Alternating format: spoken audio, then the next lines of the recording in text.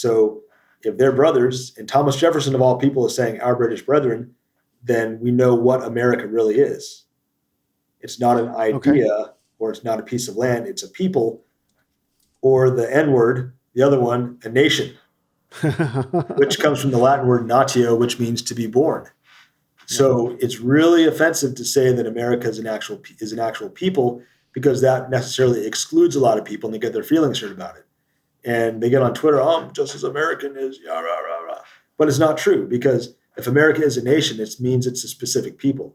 And then you go straight to the Nazi allegations because you're like, oh, blood and soil, you're a Nazi, right? But if you poison the debate like that, you can't ever get to the truth of anything about where you are, where you came from, who you are. And if you don't know who you are, where you came from, then you can be destroyed very easily.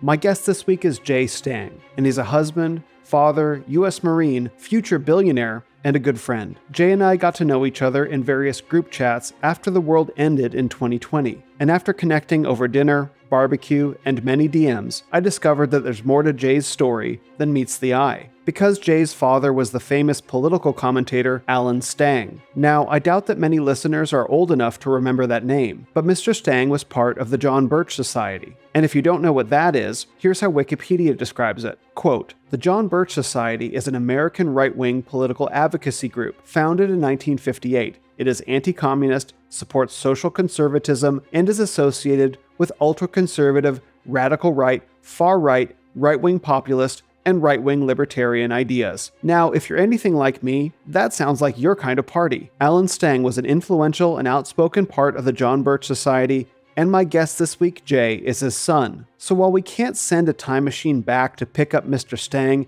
and ask him to tell us himself what happened to conservatism in America, we get the next best thing, Mr. Stang's progeny, who he raised to follow in his footsteps, to embody his values, and to live a life informed by an era when conservatism hadn't yet failed to conserve anything. Now, all this isn't to say that Jay stands in his father's shadow. Far from it. It's to point out that in some ways, Jay's values are an anachronistic gift from his father, which helped Jay, and by extension us, to navigate straight and true in a world gone mad. Because most of us, like me, have to unlearn a lifetime of bad values. So perhaps with Jay's help and insight, we can begin to learn lessons from him, his father, and his family. Maybe we can even begin building upon them, to rightly instruct our sons as Mr. Stang did, and as Jay is doing with his sons today. In our conversation, Jay and I discussed his background and his father's legacy, Thomas Jefferson's British brothers, the most powerful male instinct, feminism versus family formation, the communization of American men, why libertarianism is communism,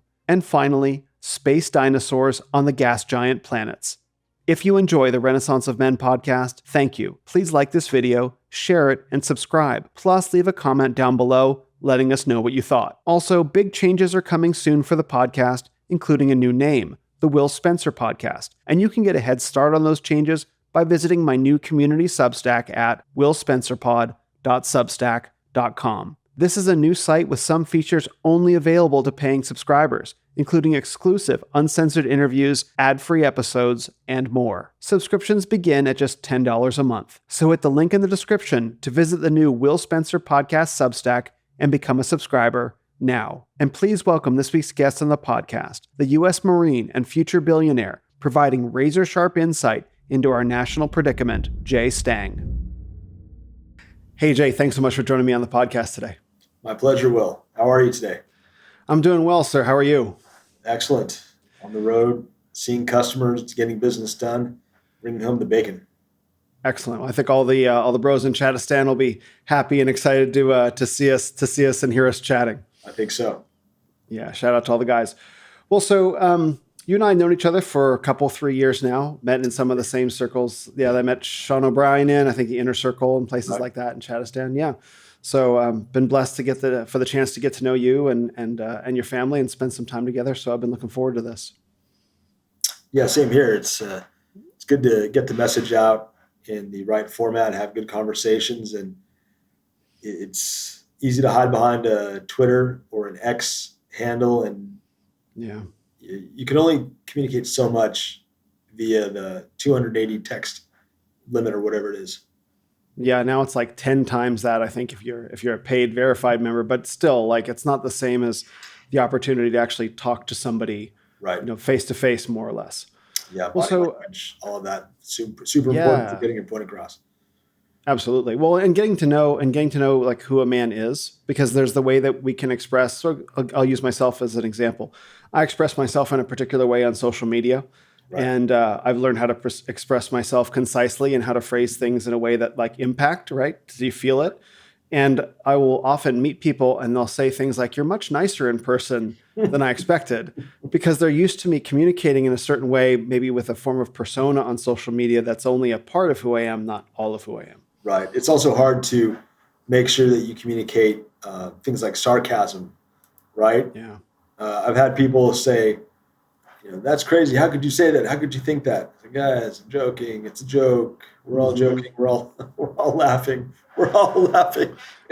We're all laughing. It's a good time. It's hard to communicate that sometimes on Twitter because you assume people know who you are in your background, and you forget that not everybody knows who you are, where you come from. So then they lose track of that element of communication. Well, I'm glad you brought that up because you actually you have a background that I'm curious about. Your father was I don't know quite how to frame what he did. Maybe like a columnist or a politician or something like that. He had a pretty high profile in a certain genre of conservatism, a certain era. Yeah, if you look at his taglines, he came up with investigative reporter, journalist, lecturer, author, writer, so on and so forth, and encompassed a lot of what he did. He started out as, I think, either a conservative or Orthodox Jew in New York City, in the Bronx. What a surprise. My great-grandparents came from Austria in the 1860s, named Nathan and Rebecca. Doesn't get any more Jewish than that. It does. It literally does not. Literally.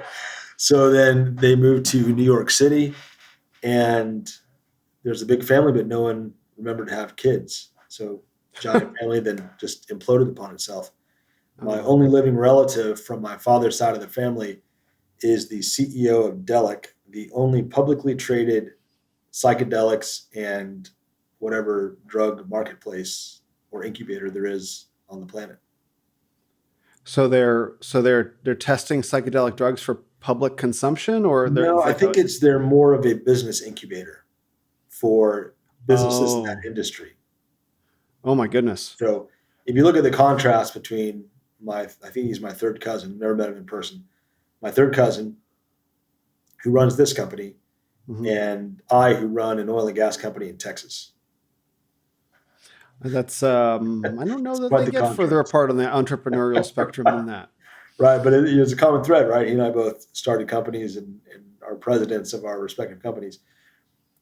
So he grew up. He had his bar mitzvah in 1945. My grandfather, was born in 1900, was in both World Wars, and was in Europe with Patton during World War II. Oh, wow. My dad turned 13, and my great grandfather Nathan, scheduled the bar mitzvah, took care of that.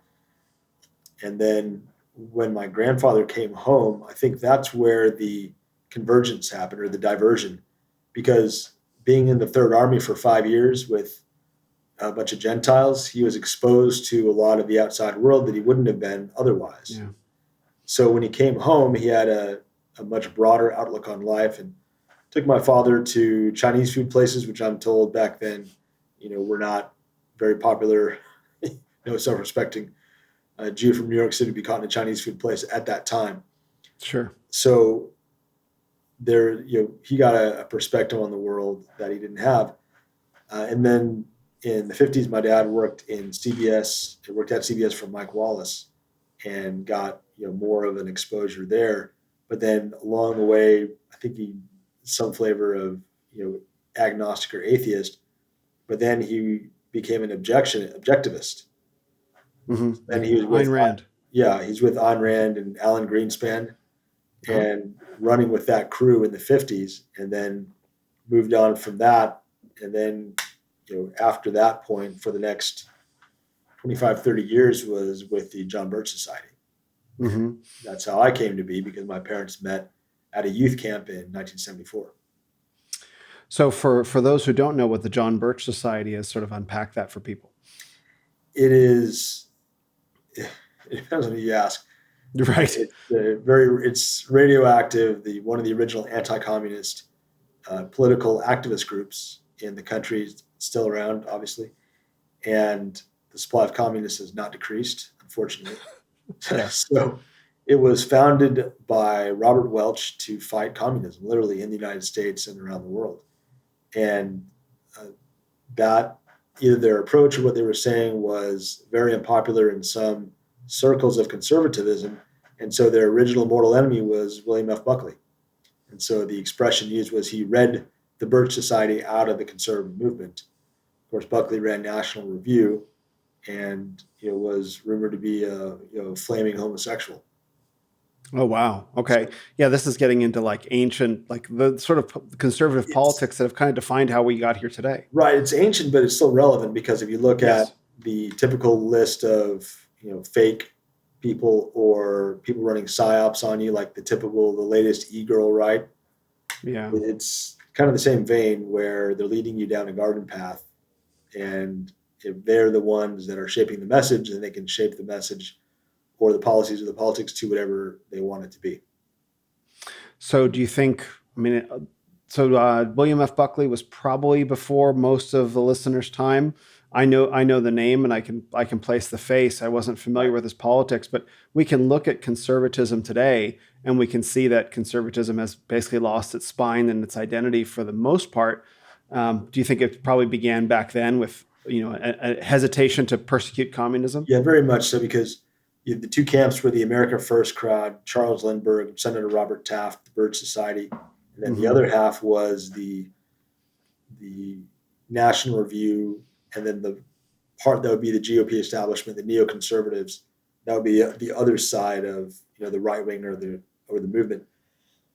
But the word conservative itself, I think, is absolutely meaningless, right? Because to conserve is a verb. We're conserving something, right? There's no inherent statement of value or what those values are, or Christianity or anything in the word conservative, because it's all contextual.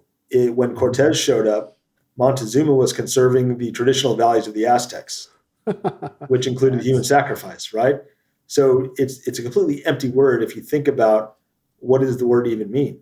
And so if you have this empty pot, Buckley and the rest, and then the neoconservatives who came afterwards can pour anything they want to in the pot. And now you're conservative, great. Conserve this that you would normally never agree with, but that's a conservative value. These are, now it's conservative value because we have told you it is. And so if you look at the sliding scale or the slippery slope as it has sped up over the decades, you can see that what we're conserving now would have been Satan worship in the 50s and so on and so forth. So it's Satan worship today too. I don't call myself a conservative at all because it's a completely vapid ideology. It's completely empty because the word has no inherent meaning. You're conserving something. I'm conserving oxygen. I'm conserving money. I'm conserving someone else's values that might not be my own. So for that, the word conservative has a meaning or a baggage of some sort, but it changes over time. And if you call yourself conservative, you're along for the ride, whatever the current meaning of the word is in current year. So what do you call yourself? Well, because I have the same question for myself. Like people ask me, I'm a registered independent because I don't find the Conservative Party is radical enough for me. Some people have called me a patriarchal fascist. We'll go with it. You have to. You can't think without labeling things. Yeah, but it's so good. It's difficult to put a label on. If I were to classify myself, all I can say is the memes must flow, and leave it at that. Yeah, I don't think we have a good barometer for what is to the political right of what's called mainstream conservatism. Right. That because that territory has been labeled and named by the left as radicalism, fascism, extremism, et cetera. It's like, and that even infects people who would be on the political right with enmity of people who are to their right. Right. And that's of course a whole big discussion that's going Sure. on, like no enemies on the right, no enemies to the right, all the enemies are to the left. Yeah, like, okay, what's conservative these days? Lady MAGA, this trans, Yeah. this tranny, that's conservative. Then it only works if you have no short-term memory, or if you have no short-term memory or long-term memory, you can't look at this current context and say, wait, how do we get to this point in time from where we were in the 1950s? And people say, oh, Christianity's weak. Well, in the 1920s, 30s, 40s, 50s, what do you think the average Christian dad would have done if he was suddenly exposed to what's called conservatism or Christianity these days? Right? It's a slippery slope that infects everything. And so what is accepted and normal nowadays, 100 years ago or 50 years ago, it would have been a completely different scenario.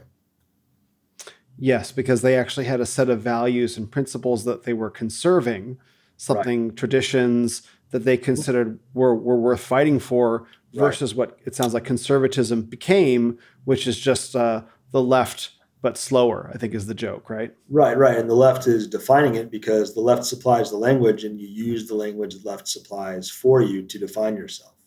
You allow the left to define and frame you, and then they're setting the frame and you're dancing to their tune. Right? So language is insanely important. Pro-life, pro-choice, anti-abortion, anti-death. Those are easy examples because you can see how those flip back and forth depending on the language you use. I spend a lot of time thinking about that. That's one of the reasons that I enjoy using Twitter, is because when I get into discussions or arguments with people, understanding the way that they're trying to frame the discussion and not allowing them to set the frame with terms, like anti-abortion, like pro-life, is a great example. And even that's been corrupted, but you have to think through the language that you're being fed, because by conceding the point on the terms being used is essentially to concede the argument. Yeah. You're allowing them to frame or define the language being used. Yeah. And if you can't think something, then you can't say it. If there's no term for whatever you're talking about, then it doesn't exist effectively. And that was part of Big Brother 1984. If you didn't know the word for something, you couldn't even entertain the concept. Yes. And it's also, it's a double trap as well, because if there isn't a word for the concept and you try and create a word for the concept, like you have to do double work. It's not like you make up a word to describe something unless you're really skilled at it. Some people are. They're skilled at coming up with a term that just crystallizes in people's mind, and then it becomes a weapon in the dialogue. But without that, it can be very difficult. It can. If you think of the guy who invented and pushed into the social consciousness the words cuck or cuckservative, gamma male, sigma male. He's not allowed on any social media platforms. He's even more radioactive than Nick Fuentes is, which is an accomplishment. Right? Who's that, Hartiste? No, it's Vox Day. Oh, wow. Okay. Right. So he was the one that came up with a lot of these terms that people use, and they don't know the origin of it. He's extraordinarily good at doing that, and he's helped shape the conversation dramatically by the words and the terms and the ideas that he has injected, whether he's credited for it or not. So I'll credit it for him now. He's very effective at doing that, and people don't know where the terms come from they're using, but they're there regardless. So it's very difficult to do, and very few people can do it consistently and come up with that many bangers, so to speak. But you're the first person on the podcast to ever mention Vox Day, which I appreciate, because I remember I was listening to him. It would have been back in 2019. I was listening to him quite extensively, and his book SJWs Always Lie. Right. Remember that being, but that was far from the first thing that he's done. And then the whole Jordan Peterson going in. So Vox Day was absolutely not a fan of Jordan Peterson. Jordanetics, exactly. He wrote a book, and then Jordan Peterson went into the hospital, right? And Owen Benjamin and Vox Day were kind of celebrating that. And then I think they had some sort of falling out, Owen Benjamin and Vox Day, and Owen Benjamin has returned. And so now he's on Twitter, and I haven't tracked Vox Day. I guess he's still writing. Is he still doing anything? He is. Yeah, absolutely. You can. He's got a couple blogs he writes, a Substack, and then I think voxday.net, but he's not allowed on social media because really these days, what he says is very offensive, but what really infuriates people is what he says, and that's what really makes conservatives mad, right? Okay. If you heard the term magic dirt, that's another one of the things he's come up with, right? The Judeo-Christian idea, the melting pot, all of these shibboleths or common sayings or whatever spells, whatever you want to call them, that have unwittingly shaped people's thinkings, saying, oh, America has a Judeo-Christian foundation. Well, you can do something as simple as a Google Ngram and see when that word was being used, right? Does that word go back to the beginning? No. Does the nation of immigrants go back? No. We were into the 60s, we were a nation of pioneers and colonists and explorers, but that founding idea has been replaced by the nation of immigrants. The melting pot, same thing. And that goes back to another one of the things that make people really, really mad is when he discounts the Zeroth Amendment or the Emma Lazarus poem at the feet of the Statue of Liberty. Right? Oh, wow. Those revisionist founding myths that shape everything you see and think about America as being a proposition nation or civic nationalism, another one of his terms he came up with, where if you read the Declaration of Independence, Jefferson refers to our British brethren, right? Yeah. So the Americans and the British were brothers. Well, what are the British? And especially in the 18th century, they were white British Christians. Oh, yeah. Right? So if they're brothers, and Thomas Jefferson of all people is saying our British brethren, then we know what America really is. It's not an idea or it's not a piece of land. It's a people, or the N word, the other one, a nation, which comes from the Latin word natio, which means to be born. So it's really offensive to say that America is an actual people, because that necessarily excludes a lot of people and they get their feelings hurt about it. And they get on Twitter, just as American is, rah, rah, rah. But it's not true, because if America is a nation, it means it's a specific people. And then you go straight to the Nazi allegations because you're like, blood and soil, you're a Nazi, right? But if you poison the debate like that, you can't ever get to the truth of anything about where you are, where you came from, who you are. And if you don't know who you are, where you came from, then you can be destroyed very easily. I remember that you posted something on Twitter where you said there was a survey that showed the attitudes towards, I think it was safety of different ethnicities, and then it showed like white men had a very different approach to many social and political issues. And I remember what you said about that, like they just proved like heritage Americans. I'm not sure. I think that's the term you used. That was a Jeremy Kaufman post. Okay. Where I was commenting on his post where he said, look, this 1/6 of the country is white males, and they have a higher disagreeability rate. And how does that lead to a cohesive society? It's what they're disagreeable to. And safety is one of those.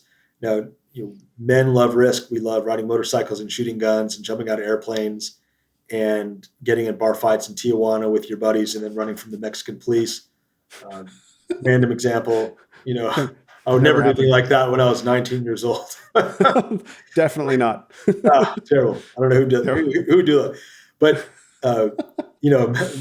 men engage in those activities like jumping off of roofs into your pool, stuff that makes your mom, faint out of, fear or shock, right? But, we do that stuff. And that goes, and another thing, back to the 19th Amendment, and that's another, I don't want to make this about Vox Day, but people get really mad when he says women shouldn't vote. But that idea has come back into more or less the mainstream, that there is a competing view of suffrage that it was a huge mistake and that women should not be voting, because women want to be provided for. They want to be safe, right? They want to be comfortable in their houses. And those are natural instincts, and it's not wrong for women to have those. That's good. Otherwise, they'd be, weird looking men. But you can't run a society off of a very safety-oriented, risk-averse culture, right? There's risk in everything in life. If you're a businessman, risk is a constant companion. And so you can't have a concept or a mindset that you're going to eliminate risk, because it's impossible. There is a level of inherent risk present in everything you do. And so life is dangerous, life is rough, life's a contact sport. And so that's why men have to run everything, because we are much more suited to assessing, gauging, and engaging with risk than women are. And women, that's not their job. Their job is to raise children and to keep the home. And if we're pushing them out in the world to try to assume risk, then that's when you get they're walking drunk down the street on a Friday night in heels and miniskirt, right? So it's women are not men, we're not women, and when you try to mash them into the square peg in the round hole, it always has bad results. Yeah, I mean, what's so funny about this, about the 19th Amendment and women's perception of risk, is that they perceive risk more in terms of people's feelings than they do in terms of societal risk. Like, look at San Francisco, for example. We see videos coming up basically every week of what's happening in major American cities. And there was one from San Francisco, I think it was last week. They had drag racers in front of the Embarcadero. Like, the Embarcadero is one of the nicest areas of San Francisco. There was a big bonfire. Iconic areas. It's in a million movies and postcards and everything. That's right. Yeah. And so now you have huge crowds of, I mean, there were thousands of people and drag racers, and you can hear the tires going, and there was nothing done to stop them. And the reason why that's even possible is because the risk assessment was like, well, we don't want to hurt anyone's feelings by telling them no, or by arresting people, or by enforcing social order. So we're going to so that risk is greater than the risk of public safety, which I've been to more than 30 countries. San Francisco is the most dangerous city in the world that is in an active war zone. San Francisco specifically, you can see the seeds of that mindset if you watch the first and second Dirty Harry movies. Oh, wow. Yeah. Right? It's set in San Francisco in the late 60s, early 70s. And the public safety or the police commission people that, Harry Callahan was always getting into trouble with and was having friction with were these people just 50 years ago. Right? They were the proto versions of these people in San Francisco that are letting the city fall apart. That's right.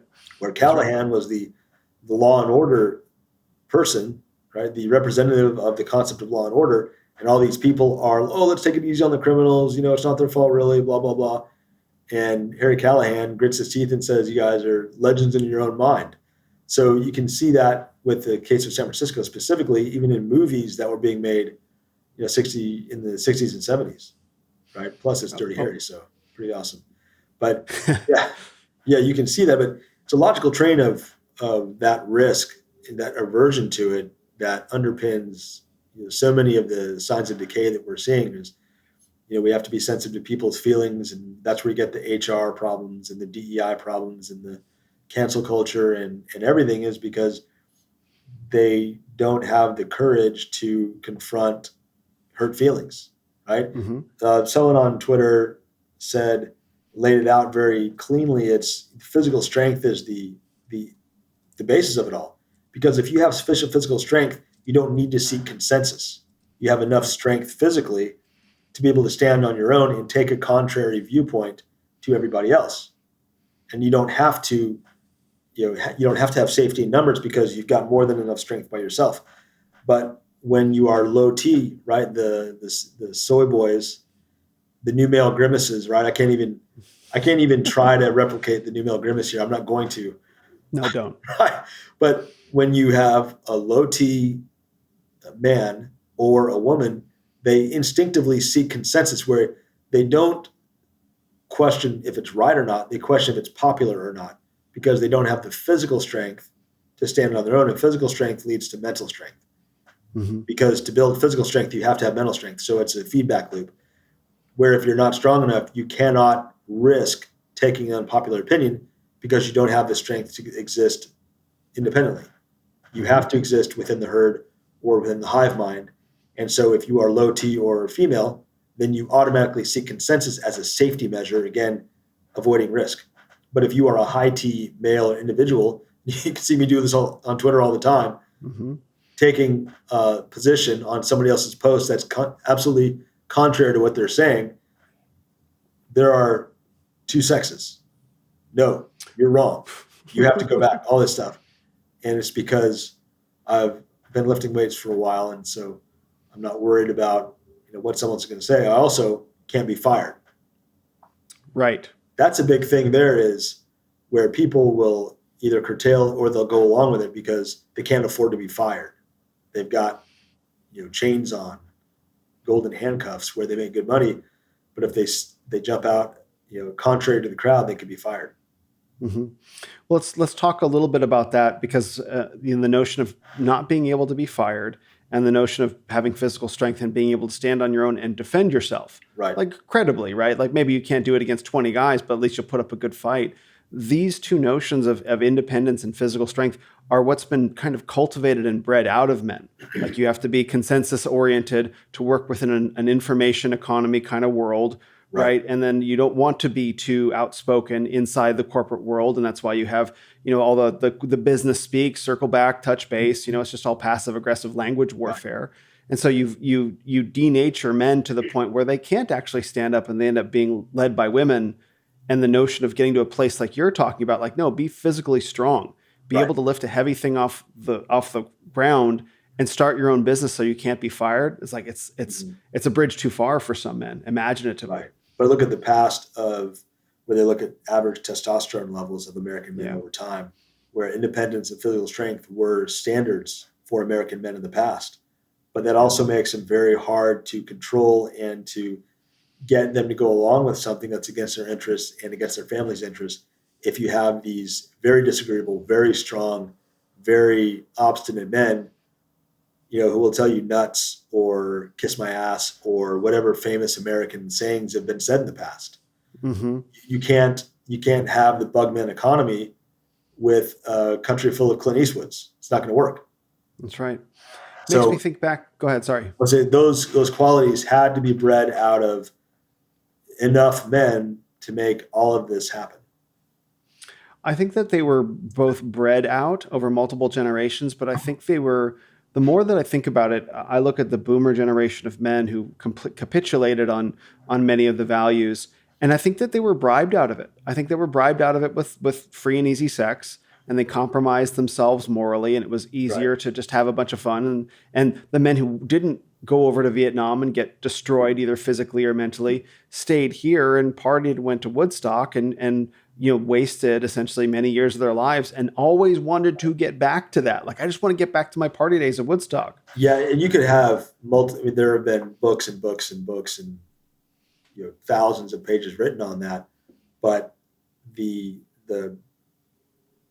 was the base cause too much prosperity, too many of the good times, too much soft living because they didn't have to do anything. Yep. Right. If you didn't go to Vietnam, then the world was your oyster. Your savings account paid you 10 or 15% interest, if you can imagine that. Mm-hmm. Right. And everything was cheap and women were really good looking and, they were all over the place. Right now you walk around, it's like, whoa, a really beautiful woman is not as common as you think in some places. So there was a lot of affluence and ease. And if you watch Conan the Barbarian, right, Mako, his chronicler, says it, right? After they get the jewel of Set, the eye of Set, and they sell it for tons of money, and they're drinking and they're partying, and they pass out, and his head drops into his gruel, right? He says, "Success test even the strongest man," and he totally passes out, right? And then they drag him in front of the king. So success can be definitely the strongest test of all, because it's when it's easy and everything is going well, it's harder to say no than when you have nothing to lose. Mm-hmm. Right. And the change went on slowly but surely, but the boomers, they definitely screwed the pooch. They had it too easy, and you can go on forever why that is, right? Did the greatest generation that fought World War II say, I don't want my kids to have to experience that, what I went through. And so they excessively insulated their children from what they had to go through, not realizing that they were tough because they went through those trials and tribulations. Yeah. And right. The absence of struggle makes weak men. So if you make life too soft, men become soft because they don't need it. It's a physiological response. Old ladies and old people break their hips and their bones all the time because their bones shed mass because it's unnecessary. Yeah. Right? That's why your grandma should be squatting heavy, because Otherwise, your bones get rid of the muscle. Your body gets rid of the muscle. Your bones get rid of the weight of the extra mass because they don't need it. Mm-hmm. And then that's why they have osteoporosis and their bones snap, is because they've been sitting around not doing anything. Right? Right. I don't think osteoporosis was as big of a deal when there's a lot of farm chores to be done for elderly people, because you were working, you were moving, you were feeding chickens, you're doing everything. But the modern lifestyle, especially for, my grandmother was born in, I think, 1900, I can't remember the exact year, but she died in 2018 when she was 90. So, early 20th century. She broke both of her hips when she was in her late 80s. Right? But, I think that's a modern phenomenon, that, people breaking hips and falling down and not being able to get up, because you just do less. And so your body's compensate for that by shedding unnecessary mass. If you're not using it, your body gets rid of it. So that's right. If life is too good and too soft, your body, as a result, is soft. And that in itself, it makes sense. It's just that when men defend their softness, that's the part that gets frustrating. It's like, right. you point out to the boomers, like, hey, like, things were pretty good when you were a child, and now they're not. And like, well, just pull yourself up by your bootstraps. And you show them actual economic numbers, like, no, that's impossible, given the construction, for example, rent versus income, et cetera. And they'll defend themselves to the death. But you also have that with men on social media, where you tell them that they need to be stronger, they need to be more resilient, whether it be physically or emotionally, and they defend their weakness. And that's the part that gets very frustrating. Yes. And I think there are two aspects to that: pain and responsibility. It hurts physically and mentally to do hard things if you're not used to doing them, but also to admit the pain of avoiding your responsibility. Whether you say, yes, I was lazy and weak and I didn't do these things, and now that's why I'm lazy and weak and soft, is having to admit that you made a mistake, or your whole life has been a mistake. Yep. Getting a man to admit that his entire life, all of his interests, all of his hobbies, everything has been a lie, a mistake, and he knew it the whole time, that's not going to sell very well. But they don't want to admit responsibility on social media for why they're weak, and so that's why you get that pushback, right? But the antidote is realizing that you are in control of your life. No one's coming to save you, and saying, I will take complete and total responsibility of everything in my life. Everything in my life, I am responsible for 100%. That's the only way you can better yourself, because it's not saying I'm a victim, or it's not my fault, or I'm just like this. It's saying I control my destiny. And so I can choose to let my destiny wither on the vine, or I can make my destiny awesome, and I can become awesome, and I have the power to do it. I just have to decide to do it. Mm-hmm. I can do anything if I just decide to do it now. I think a lot about this, the strength that a man or woman has to have to allow their self-esteem to be shattered by comparing it with reality. Because I plan to write more about this. The word esteem is based on the word estimate. Like your self-esteem is your self-estimation. Like, I'm estimating my, exactly. Value. Right. Well, yeah, sort of. But it's like, it's more like, well, I'm just kind of guessing that this is how I am. It's sort of like a subjective measurement. But I'm personally terrible at estimating anything. Mm-hmm. Right. You put how many pennies are in this jar? How many marbles are in the jar? Like, no one ever gets that right. Or it's a lucky guess. So the self-estimation needs to be shattered with a perspective on reality. Right. Like, step on this. Yeah. What does an estimate provide? A repair estimate is the value of the repair. How much is going to cost you to fix it? Mm-hmm. Right. Mm-hmm. Give me an estimate on this. Okay. It has a dollar sign attached to it, which is a value. Yep. Right? So what is your self-estimation, your self-esteem? What is your value based on? Is it based off of cheap talk, or is it based off of accomplishments? That's right. Right. And in many cases, sorry, go ahead. Yeah. I'm just saying, you can't, an accomplishment is something that can't be taken away. Right. If you go to a powerlifting contest and you lift X amount of weight total, no one can take it away from you. That's an accomplishment. You say, yeah, I did that. Right. So you can have self-esteem that's based on concrete deeds and accomplishments, and no one can say, no, you didn't do that. If you just say it, everybody knows the talk is cheap. And so that's why, raising your self-esteem by telling yourself stuff while you're sitting on the couch doesn't do anything, because it doesn't translate into action. Yes, you have to take that self estimation and you need to apply it to the real world and see what shakes out. Because an estimate is just an estimate. Like, this is how much I think it's going to cost, and then when you actually get in and start doing the work, you see it's going to cost a whole lot more. Yeah, And absolutely. so many people are resistant to having that encounter with not just the estimation, but the reality.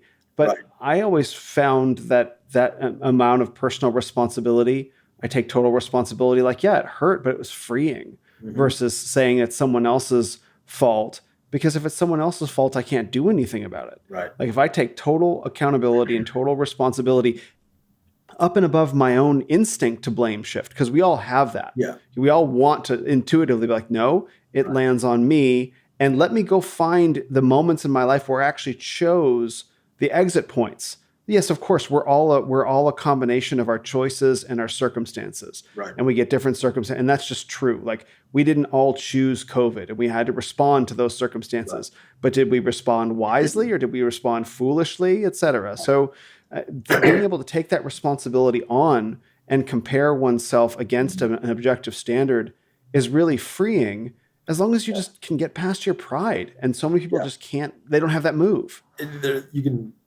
think of a couple mental images to accompany that thought. If you don't take responsibility, it's like you're taking a shower, but you're not getting clean, or there's still lingering dirt or cobwebs in the corner. And you know it's there, and it kind of like a thorn in the flesh, it digs at you, right? Because you know that there is some lingering self-doubt, lingering after effects. But if you take full responsibility, the chains all drop off of you because you come clean, right? Yep.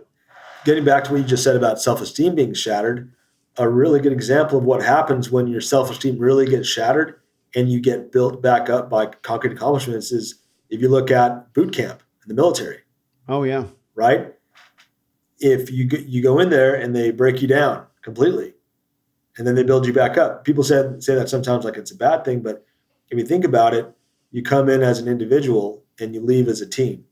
But you can't leave as a team until the individual learns how to work in a group and work in a hierarchy and admit, yes, I'm a disgusting food blister, right? Or I'm a nasty thing, or whatever the term that the drill instructors or drill instructor, whatever they use to characterize you when you get there, right? Because you haven't earned it. Getting back to the estimation of the value, you haven't earned the right to be called a Marine or a soldier or a sailor or a Green Beret or Force Recon or Navy SEAL, whatever it is. There's a very clear black and white distinction between, okay, you showed up, good, you took the first step, but you haven't earned it yet. And to earn it, you're going to have to work really hard, and it's going to be painful. And you have to take the responsibility to keep going and not quit. Mm-hmm. The bell in buds is very important because every day you don't ring the bell, you're taking responsibility for yourself, and you're choosing not to quit. Mm-hmm. That's one of the things that I forget, that I believe you were in the Marines, correct? Yes.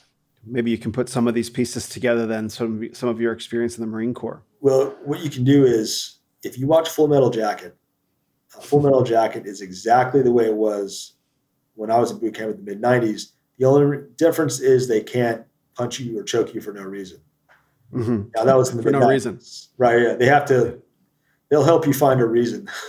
But it was mid-'90s. One of my drill instructors was a former Army Airborne, landed in Grenada in 1983. So, the mid-'90s, you still had a lot of Vietnam and a lot of those guys that were still around from, the 70s, 80s. But at that time, it was exactly like you see if you watch Full Metal Jacket. Mm-hmm. Exactly. So if you want to know what boot camp was like for me, just watch the movie and you'll get 98, 99% of it. Minus the insane, I can't remember the name of the private file and all that. Yeah, there's nothing like that. The rifles were all locked up at night. So of course nothing like that happened, but there were people that couldn't take it and cracked under the pressure. And sure, if you didn't do what you did, those people would slip through, and then they would crack under the pressure in the real world of the fleet or in wartime and not in boot camp. So that vetting or filtering is very essential to make sure that everybody there has earned their place there legitimately. That's right. Yeah, and you mentioned the bell at Buds, the Navy SEAL training.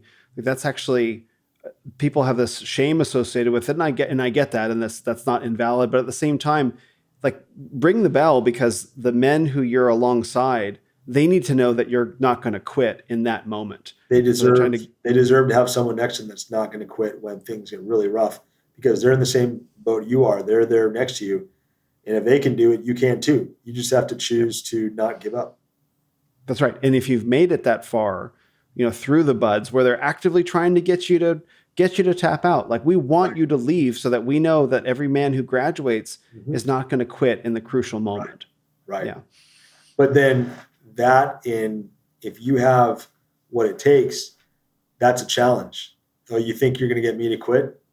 You don't know anything about me. I'm going to prove you wrong. It's one of the most powerful male instincts or impulses there is defiance towards someone challenging you. Oh, you're going to quit. You don't have what it takes, right? You're a pussy. I'm going to prove you wrong. I'm going to walk all over you and prove that I've got what it takes. And I'm going to make you look stupid, because I'm going to prove to you that I deserve to be here and that I have earned my place, whether it's in Buds or the military or wherever it is. That's a common dynamic where someone says, no, you don't have what it takes, right? Mm-hmm. And they're pushing you to see what you're made of. And if you agree, oh yeah, you're right. Yeah. Oh yeah, I'm a loser, right? No one is a loser until they decide that they are a loser. That's right. No one is. No one can tell you that you're a loser and have it be true unless you agree with them. Right? That's the defiance, shaking your fist in the tyrant's face. That's that impulse right there is, no, you're wrong. I'm going to prove you wrong. So that's a very strong, masculine impulse that you need to recognize and foster and cultivate, right? Because that is what gets you through a lot of tough situations. Is when people write you off or they don't take you seriously, you got to show up and prove them wrong, that you're a serious player, that you are someone that has earned respect and has earned his place wherever it is in life, in a man's life. And that's one of those instincts to prove someone wrong that's been bred out of men, along with the comfort, along with the low testosterone, like, to be actually challenged by a man and say, I don't think you are who you say you are. Like, oh, I'll prove you wrong. Right. It Like, can be. okay. It can be. You see that on Twitter all of a sudden, like, oh, who are you? You don't know anything. Like, you don't know anything about me. You don't know what I've done. Like, oh, how would you know that? That's very common on Twitter, right? You see people say, oh yeah, what do you know? You're an idiot. Well, you don't know anything about me, right? You're making yourself look stupid because you're just assuming things about me that you want to assume, and you don't know anything about me at all. But it's you have to. It's bred out of them. It's bred out of men to a certain extent, but it's waiting there right on the edge to jump right back in if you don't know what's happening.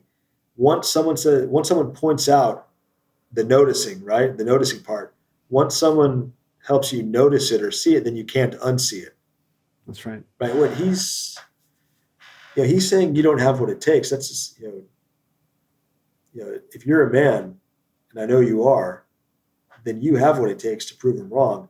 You have to decide, and you have it in you already because you're a man. It's in your DNA that it's in you to prove him wrong. You just have to decide to grab a hold of that quality within you and to use it.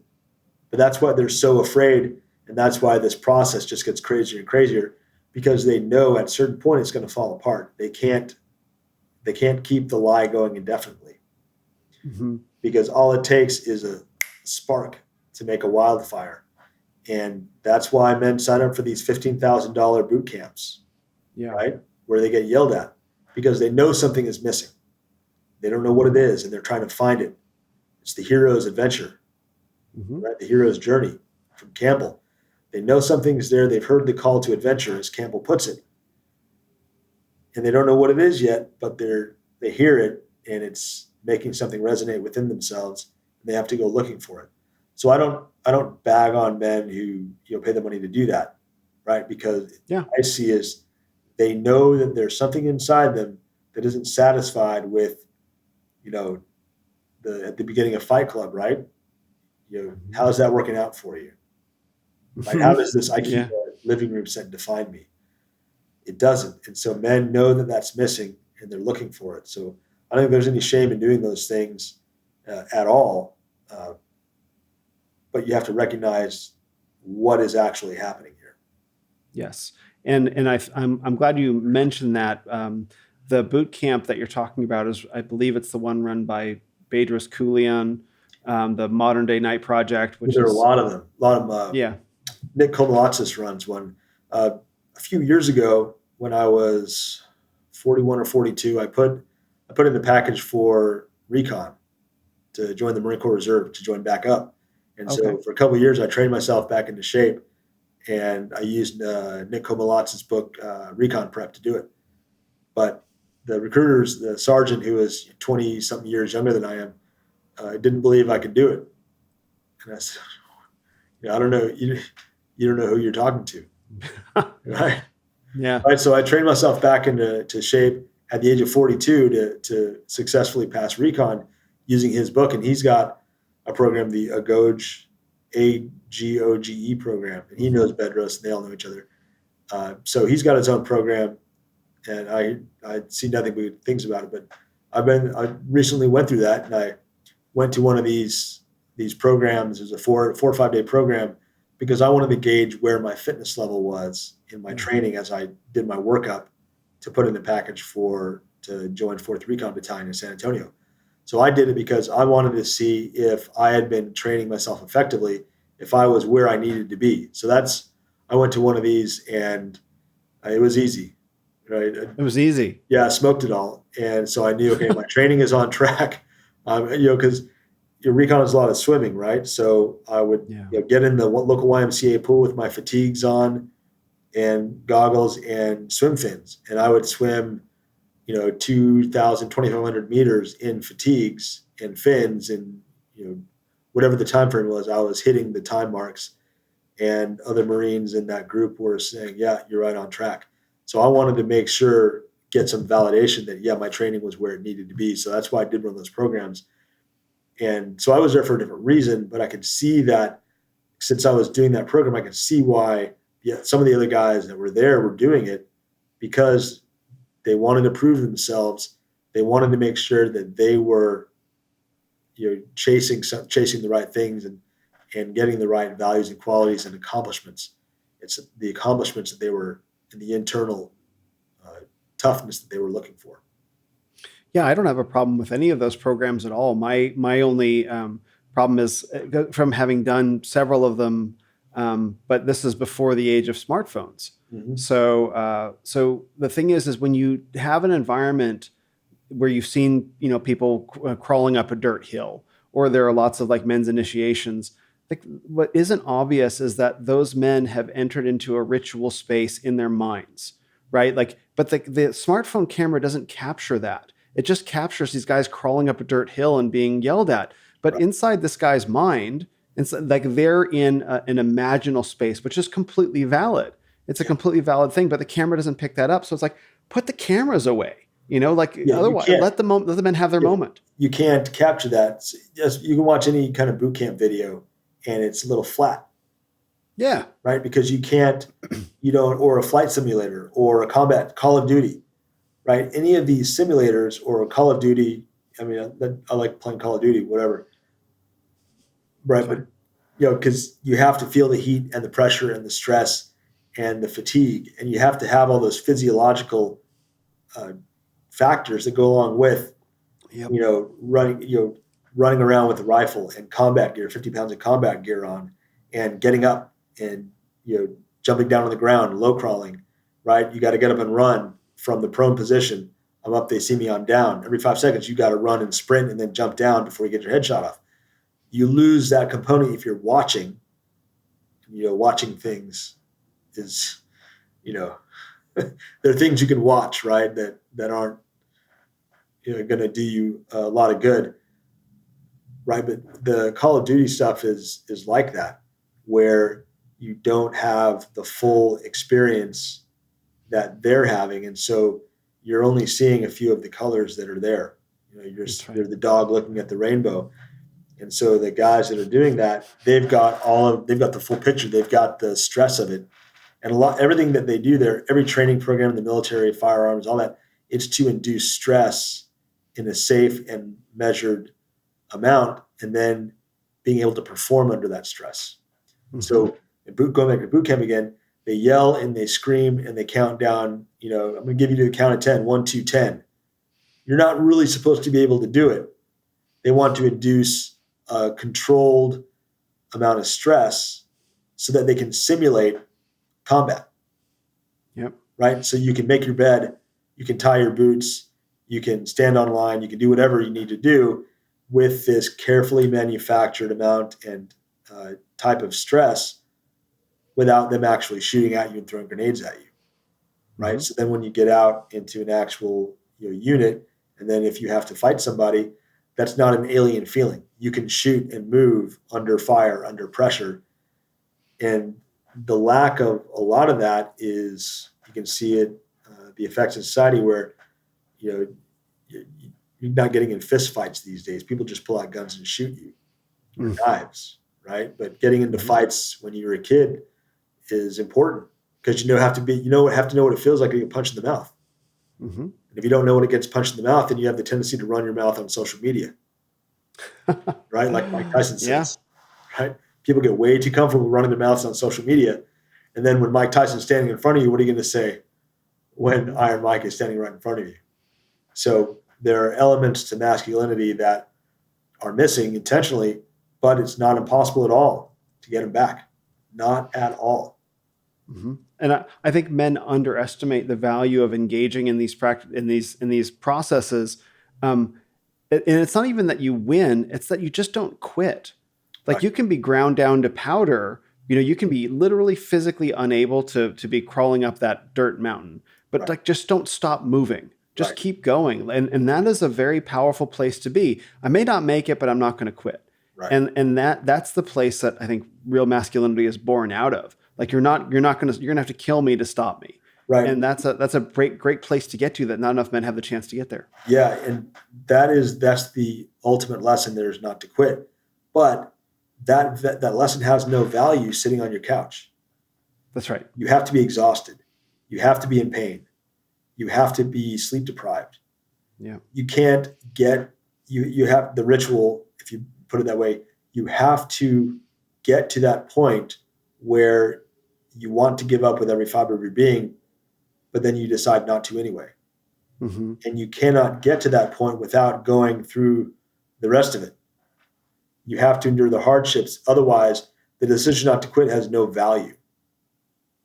Because it's easy to watch a football game, say, why didn't you catch that pass? Or how'd you get intercepted? Or, man, you let that guy tackle you? Like, what a loser. Like, that chick is ugly. I would never, I'd never bang her. Right? Okay, it's meaningless because you'd never be in the position to turn her down in the first place. Right? That's right. Oh, yeah, that Victoria's Secret model, Tom Brady's, gazelle, dude. Right? But it's a meaningless mistake, right? Because you would never put the work and the effort and the time into being Tom Brady to get to that point in the first place where you're deciding, okay, am I going to be with Gisele Bündchen or the other, I don't know, whatever.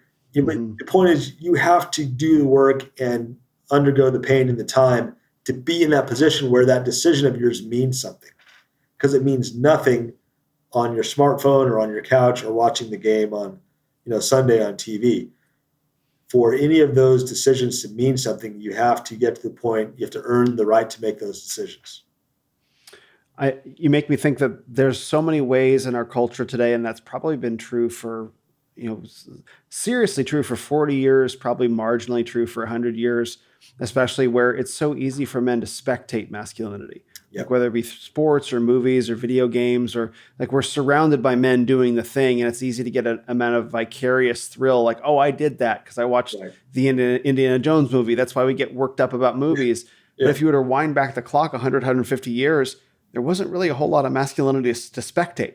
You actually had to do it. Like, of course, we had hero stories in the Bible and stuff like that, but that's not exactly the same as like, well, I can watch ESPN or I can watch HBO. Not as relatable.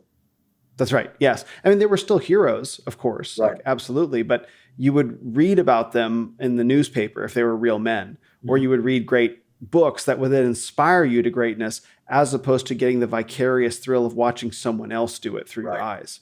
Yeah, reading and watching are very different activities. Yeah, completely different. So, reading books about men of valor, mighty men of valor, completely different from watching them do it, because there's that vicarious or voyeuristic nature of watching is a completely different pathway than reading about it in a book, where your mind is generating the images, so your mind is doing work. But if you're watching it, your mind is not even doing that. Your mind is just completely disengaged and receiving. And men are supposed to not receive; men are supposed to pursue. Right. So watching is a very feminine activity, if you want to think about it that way. But I don't know, maybe that's a little too esoteric Twitter right there. But watching on a couch is not as masculine as getting out and doing it. That's right. That's why I get in a lot of trouble for saying this, but that's why I don't think audiobooks are reading. Like, yes, I know you commute, and not you necessarily, but you drive, and I get all that. But it's a very different thing to sit down with a book and read it and have to, process the language in your own mind, in your own voice, and stop and think, versus like just letting the book just casually wash over you. Yeah. One time I drove from Houston to El Paso on a work trip, and I got an audiobook of Lord of the Rings, 10 hours, listened to it as I drove from Houston to El Paso. But the difference was I'd read the full Fellowship of the Ring probably 30 times in the book. So it's a little different because I've read it so many times from cover to cover. But if you've never read the book before, it's a completely different, I guess, neurological pathway to watch or to listen than it is to actually read. Reading is much more experiential. Yes. I mean, you're reading the words and you're imagining the scenario, you're engaging your imagination while you're taking in the words, and you're imagining, like when you watch a movie, and I love movies, I don't mean to take anything away from them, or when you listen to someone read it for you, some part of the imaginative work is being done for you. Like, yes, listening to an audiobook, you're getting tone and inflection and all these different things where they're through the good voice actor's use of his own voice. Their tone and their inflection. That's right. It's not your own. Right. That's right. Well, and there's a way in which they can even paint the picture, like Andy Serkis, the guy who plays Gollum. Right. I guess there's a Lord of the Rings audiobook version that's narrated by him. And like, you can imagine how much drama he would put into that your own imagination would otherwise have to supply if you're reading it yourself. And I think it makes people dumber. Like, yes, I'm so grateful we can consume so much information now through audiobooks. Yes, it's great. And if you use audiobooks as a substitute for reading print books, you're making yourself dumber. Yeah, absolutely. I agree with you there 100%.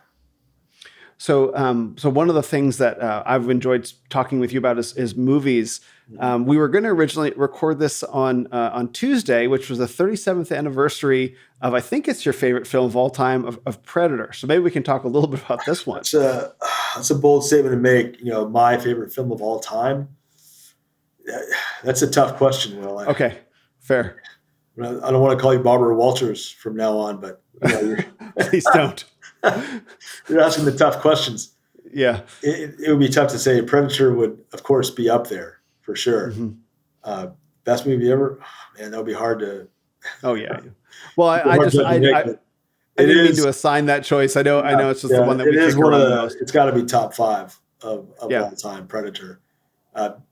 It's a very simple movie. It's very, very direct. It's awesome in every way, right? Yeah. Plus, as a side benefit, the end credits can be set to the theme music from Full House, and it's and you can't tell that it was not originally set to Full House. That's right. Sips coffee, smiles at the camera, Catches the MP5. Or the Golden Girls. Thank you for being a friend. That's the one that I saw, the Golden Girls theme song. Right. It's one of those films that there's a video. I'll see if I can find it. I think it's by this guy Rob Ager, Collative Learning, and he does film analysis among many other things on YouTube.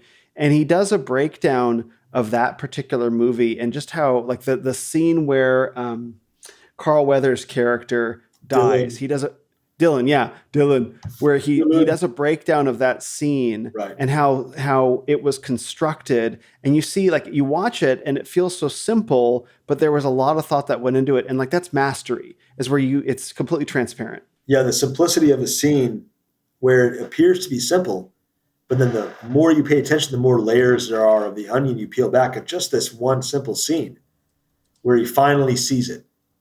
Yeah. Right. He's been like, yeah, whatever, okay, Dutch, whatever you say.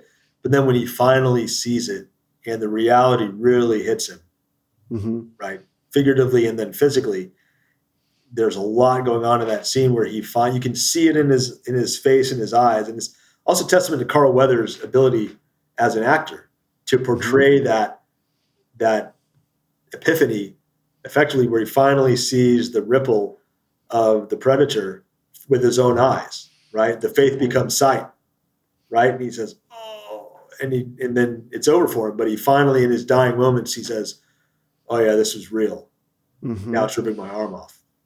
Yeah. Well, we forget that the actors have to imagine what that looks like. They're not given, they don't see the graphics or the special effects that we have. They have to imagine it in their minds and make it believable for someone watching so that you aren't aware that that's an actor. Right. They have to effectively convey the pathos and the emotions and, what that character would be seeing, feeling, experiencing. They have to communicate that, and sometimes without even saying anything. Mm-hmm. So incredibly, it definitely is mastery, just in that one little simple scene where, he comes face to face with the predator, for sure. Mm-hmm. And it's funny that these were some really big, fit, strong, capable dudes that were incredible actors. Like that's the part that gets lost. We kind of take it for granted a little bit. Like you want to talk about a quote unquote Renaissance man. Like you have bodybuilders and wrestlers and they're very skilled actors in films that hold up today. And future governors. Yes, that's right. That's right. Schwarzenegger and Ventura, future governors. So yeah, there's a lot. It seems like a simple, testosterone flick, but there really is so much more to it. If you had a movie of any of the Greek myths made, right, you could have it at that same level with a whole lot more going on under the surface, where someone could easily write off as, just a sword and sandals flick, as they used to call them, right? Mm-hmm. But if you put the skill into it, you can really make something really worthwhile, even if it's 3 hours long. So I want to go back to talking about your father. Did he pass along a lot of these values? Because it seems, since the time that you and I have known each other, it seems like there have been a lot of things that you've just kind of known that you grew up with in a field, where we met in a world full of men that were learning these things. Yeah, he was, or I myself might even be a man out of time. Because I was born in 1976 to a man who was born in 1932. Yeah, okay. In New York City. So the world he grew up in was the world of Cary Grant, literally, right? Because he worked in radio. So he knew a lot of these people personally. So if you look at the movie To Catch a Thief or the Fred Astaire movies, Fred Astaire, Ginger Rogers, even the Marx Brothers movies, that was his world. And so I got to experience a lot of that world I wouldn't be able to normally experience if my dad had been born in the 50s, or my mom was born in 52. So if my dad had been born in 52, that element or that slice of the way the world was, I wouldn't have access to. Mm-hmm. So in a way, and then if you even listen to my voice, since my dad was in radio in the 50s, the transatlantic radio voice, right? That's the voice I grew up listening to from my father, right? The transatlantic radio voice from New York City. Right. But I've lived in Texas, and my mom is from Texas, and her family's from Louisiana and all over Texas. But I don't really have a very discernible Texas accent unless I really punch it up. And that's because, listening to my mom, who's from Texas, and then my dad, who's a very sophisticated, highly educated, urbanite from New York City. Right. So I'm kind of in the middle myself on a lot of things, just also with my voice. And then the older I get, the more my voice sounds like my dad's, and then the more I resemble him in the face. Mm-hmm. So Yeah, it's a very interesting or unique way when your parents are that far apart. You get that, right? So you get that kind of, two different worlds that you were able to experience. Mm-hmm. Yeah, your dad was also a political commentator. So he was in the John Birch Right. Society. He wrote some articles, as I recall, against feminism and among many other things, I believe. Quite a lot against feminism. Okay, well, let's go. Let's go. Let's do it. Let's do it. Yeah, then we'll get into drill instructors, and we'll get into some of the things we've been seeing on Twitter lately. We'll dive off into that. Right. Yeah. So there are a lot of interesting takes on feminism. One of the most interesting is the very mistaken conception that feminism started out in good faith and then lost its way along the way. There's someone on Twitter, Rachel Wilson, who's very, very good. I think you know her, written about the occult origins of feminism, occult, communist, atheist origins of feminism. Is it Elizabeth Cady Stanton and Susan B. Anthony, I think, who were occultists. And if you go back to that time around the 20th century, there were a lot of that stuff going on, seances and a lot of that stuff where there have been some movies made about that kind of thing. But feminism did not start out in good faith. It didn't start out innocently. It was always from the beginning an occult perversion to destroy the family, and it has absolutely succeeded in doing that. Even down to conservative Christian men who get upset when you tell them their daughter shouldn't go to college or get married early, right? And so many Twitter dust-ups about that, where people say, no, you shouldn't be having kids before you're 30, or you shouldn't get married young, all this stuff. And they don't even realize that they're parroting what they've been told to think by the enemy of everything they value. That's right. Yeah, no, that's the part that has been kind of shocking to me, is that when you take a step back and you no longer accept feminism or the principles, like feminism in a sense, the word itself it's a mistake, because you say feminism and people think like a socioeconomic movement, right? And that is true to an extent, but it actually operates on a deeper level. Like feminism, it's like a theology, it's a whole worldview. And so that allows men and women to say, I'm not a feminist, because they don't support the political ends, but they don't see that the principles behind it are just, they're very bones and blood in some ways. Sure. You can also make the contrast between words themselves. If you add an ism onto a lot of things, you get communism, socialism, liberalism, right? Environmentalism, Leninism, Marxism, Trotskyism. There are a lot of really negative ideas that have the word ism attached to the end of them. Mm-hmm. And I think that's very interesting. They rhyme with each other. Yes, and they all fit together, right? They do. Yeah, they do. And in a sense, conservatism, right? People what may previously have had a good sense of that word, but as we talked about earlier, that's just not the case. Right, because there can never be one definition of it, because it's an enabling verb. You're conserving what? That's right. Right. So nowadays, people are conserving feminism. Right, and that's considered a conservative principle in some ways. Or they say, hands off my Social Security, Medicare. That's a conservative value, right? Mm-hmm. Whoa. Social Security, Medicare, Medicaid, that's one of the things, many things that's killing us. Those were liberal programs too, right? Well, Social Security. Yeah, that's the New Deal. That's right. Yeah, people back then, the America First or the conservatives of the day were very opposed to the New Deal. And then over time, it became part of everybody's life. And then they were conserving that because the word is only conserving what came before. You're conserving something that's already existing, right? Mm-hmm. And you're returning or winding the clock back even, or restoring or having a renaissance of good things. You're conserving what's already there. So there's a joke where the Democrats make changes and the Republicans conserve them until the Democrats can take power again. That's right. It's the same concept. You just have to get out of that verbal or ideological construct and realize what you're conserving. What are the values if you lay them out in black and white, what are you really conserving? And are those things you really want to be conserving? There's a little bit of a dissonance there because we're supposed to be against feminism. Okay, what is it, feminism?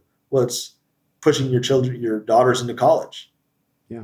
Right? Instead of encouraging them to get married and have children, which is family formation. Well, they need a career. Why? Oh, what if their husband leaves them?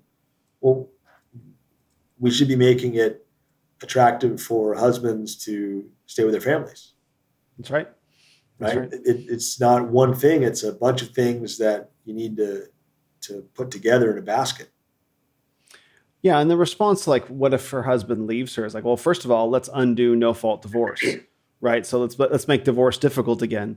But even then, the response to what if her husband leaves her is not to, well, maybe she should wait to get married until she's 30 or 35 years old. Right. In case of what if the family gets shattered? So we won't form a family at all. Like it's transparent cope is what it is. Yeah. Why should I go to the gym? I'm going to be old and weak one day.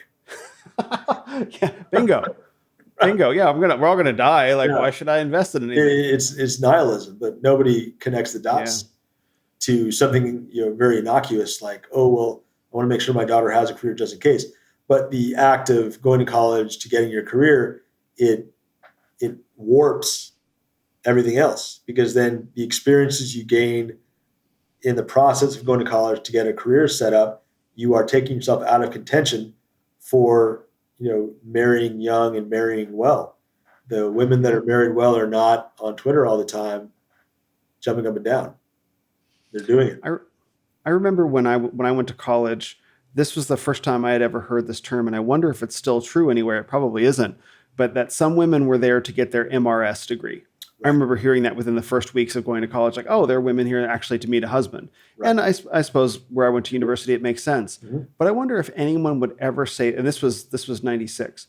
So I wonder if anyone would say that at all nowadays about college. Like, oh, I'm going to college to meet a husband, like almost guaranteed to be no. I'm going to college to meet, 1,000 boyfriends probably. I think it depends on the college. A big state school, you wouldn't be doing that, right? No way. But if you go into a very small elite private college that dad is paying $50,000 a year for, I think you're more likely to hear that.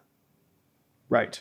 Yeah. I mean, with the expectation, I just think it would be like, there was one woman who said it to me, or I guess she was a girl at that point, and she was very proud about it. And I don't know how I feel about that in reflection, like, I'm just here to get my MRS degree, with a sort of like a predatory undertone kind of to it. Like, she's hunting, but I suppose all things considered, that's sure. No, that's good, less bad option. She's prioritizing marriage, right? That's because true. Yeah. In her opinion, where am I going to find the best prospects for marriage? If I go to this elite school where there'll be elite top tier men there, then I'm going to take the steps to maximize my own prospects of marrying well. So if you go to a very expensive elite college, the wealthy and elite, they all marry each other, right? And so where do they put the boys and girls together? At the boys' college and the girls' college, right? And they have the social events, the mixers. I think that still happens. We just don't get a chance to look into that world, right? But if the dad's paying $50,000 a year, he probably says, well, he's putting his daughter into the network, into the circles, right, at that level of society. So you look at the Krasensteins on Twitter. Do you know what kind of lifestyle they live? They're very wealthy men, aren't they? Right, but it's white bread Americana. Oh, of course. Right? One of them has a wife who looks like she could be, a swimsuit model, and they've got 2 master race kids. Whoa, This is Krasenstein, the big, Biden Democratic booster, right? Yeah. The degeneracy is for the common people. Yes. Right. The elites live lives that they know will get them the best benefit, but they tell you to sleep around or to delay marriage or children for a career. So it's hypocritical. You watch what they do, not what they say.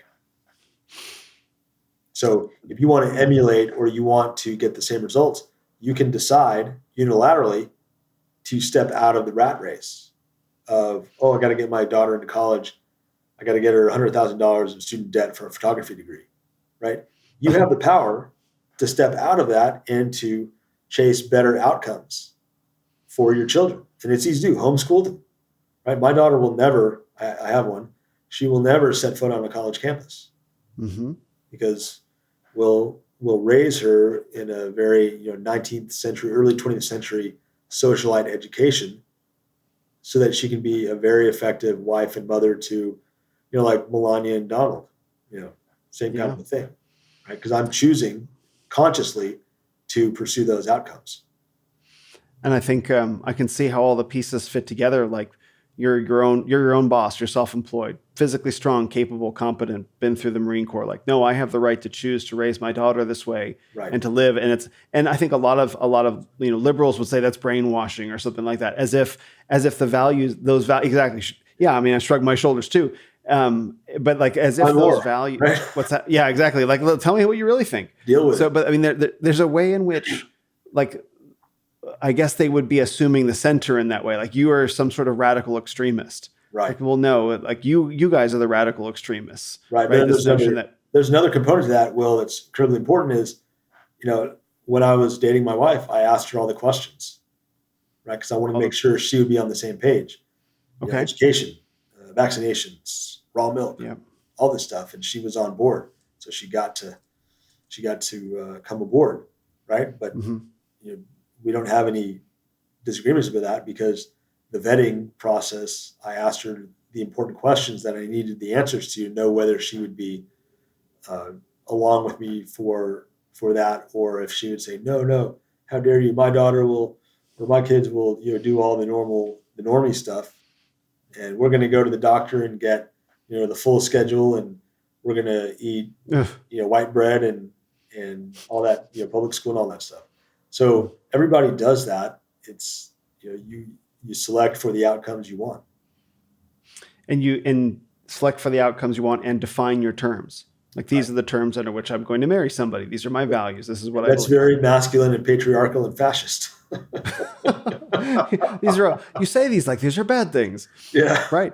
Well, it makes me think of your father being in the John Birch Society, and hearing all this makes me realize how far communism has traveled, because if you think of communism as a couple different things, communism is a two-tier society. Right. You have the public, right? The masses, and then you have the elites. And that's it, right? And the elites have one set of values, and the masses have another set of values. That's two-tier society. But then stores to shop from, and restaurants to eat in, and cars to ride in, and clothes to wear. The party elite could get Levi's shipped into Moscow in the 70s and 80s when no one else could, right? That's because they were more equal than the rest of the proletariat. That's right. Yeah. And when I was in China, traveling through, I actually met a Communist Party member, right? And I could see, I wasn't exactly sure what it was at the time. He was just really keen to talk to me. He was super drunk and was ranting at me in Chinese for like a couple hours, but I was like, okay, fine. Like he's enjoying getting drunk and talking at me. So I'm like, I'm nodding and smiling along.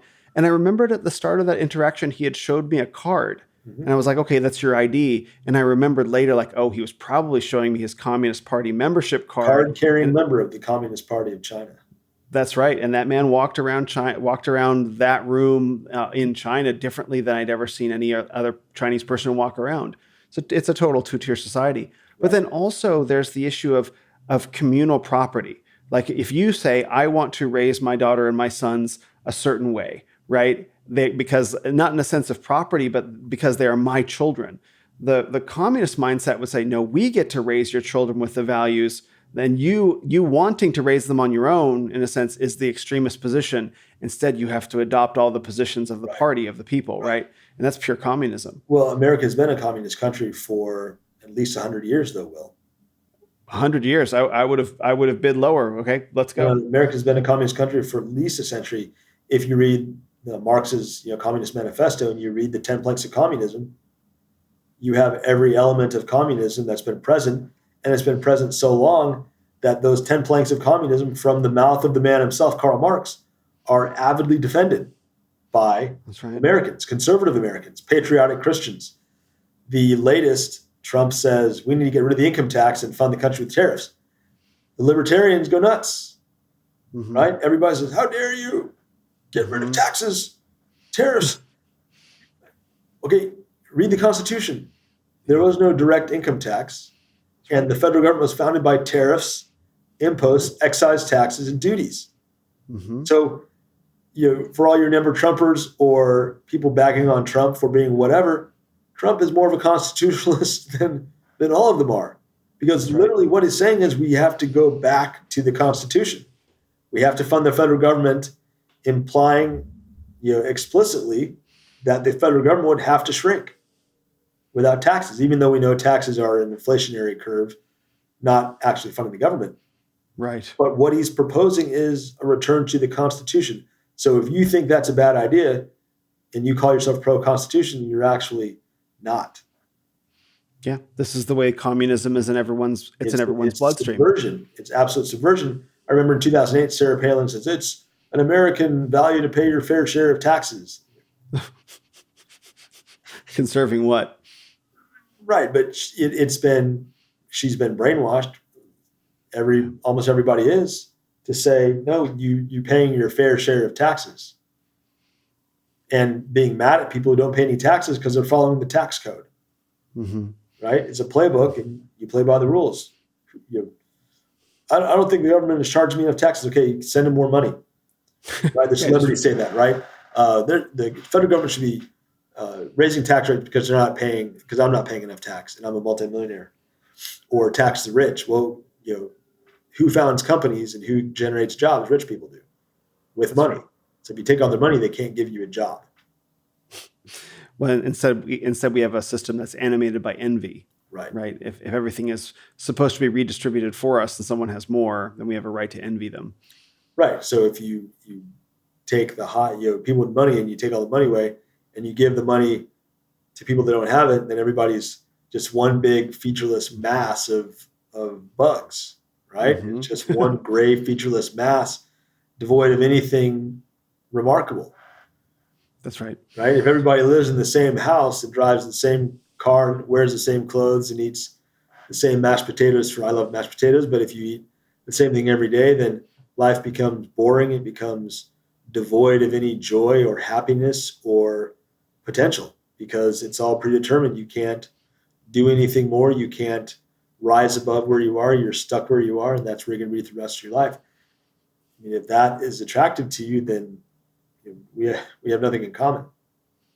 And you can see the feminizing impulse in that instinct. Like, we don't want to hurt anybody's feelings. There's no risk in that lifestyle because there's no danger of being apart from the crowd or being exposed or out there. You're right in the middle, right in the center of the herd. You're safe. Nothing can get to you because there are all these other people around you. And it's a very feminine way to live. And again, I love women, obviously. I've been married for 17 or 18 years. I have multiple children, but I'm not a woman. And you have to recognize as men that the feminine way of viewing the world is not the one that's going to make it successful. Every matriarchal society lives in a grass hut. That's right. And, well, in fact, from my travels, I've seen that most societies around the world are actually matriarchal, though they may appear to be patriarchal on the outside. Actually, the home is run by like a dragon lady, essentially. So the culture is actually matriarchal, and they go nowhere while taking quite a lot of American and Western culture, which is we might say cosmically patriarchal, as in the actual like God the Father, male, right? And there's a reason behind that. Well, using the word cosmically makes me remember the picture of the lady holding the sign "Billions for space, none for the hungry." Right. Where where is this stupid toy? All you boys and your toys, you're just wasting money on this space garbage when there are hungry children here. Mm-hmm. Right. And we could have been on the moon and Mars if it wasn't for that. Right. NASA said, oh, they're hungry children. We have to feed the children instead of reaching for the stars. Mm-hmm. Right. Reaching for the stars and all the technology that comes with the space program and all of the side benefits and the wins and everything we get from reaching for the stars, they all are derivative down to make life on Earth better for everybody. All the technologies we had to invent to get into space is where we get satellites and telecommunications and the internet. And all of these things that we take for granted are from the space program or associated with the execution of the space program. It's what Elon Musk is doing with SpaceX. That is essential. We have to get to the stars. We were not made to be on this planet, the frontier. there's nowhere else to explore on the planet Earth. That's right. There's only one destination for the masculine values of exploration and risk and colonization and exploration, and that's space. Mm-hmm. Mm-hmm. So saying, oh no, you can't do all this stupid, tinker toy stuff because they're hungry. The poor will always be with us. That's right. We will never get rid of the poor. We have to reach for the stars because we have to see what is out there. If God created it, we need to go to what he's created, because we can see the billions of stars, but we can't appreciate them in their full value and majesty unless we're in the middle of them.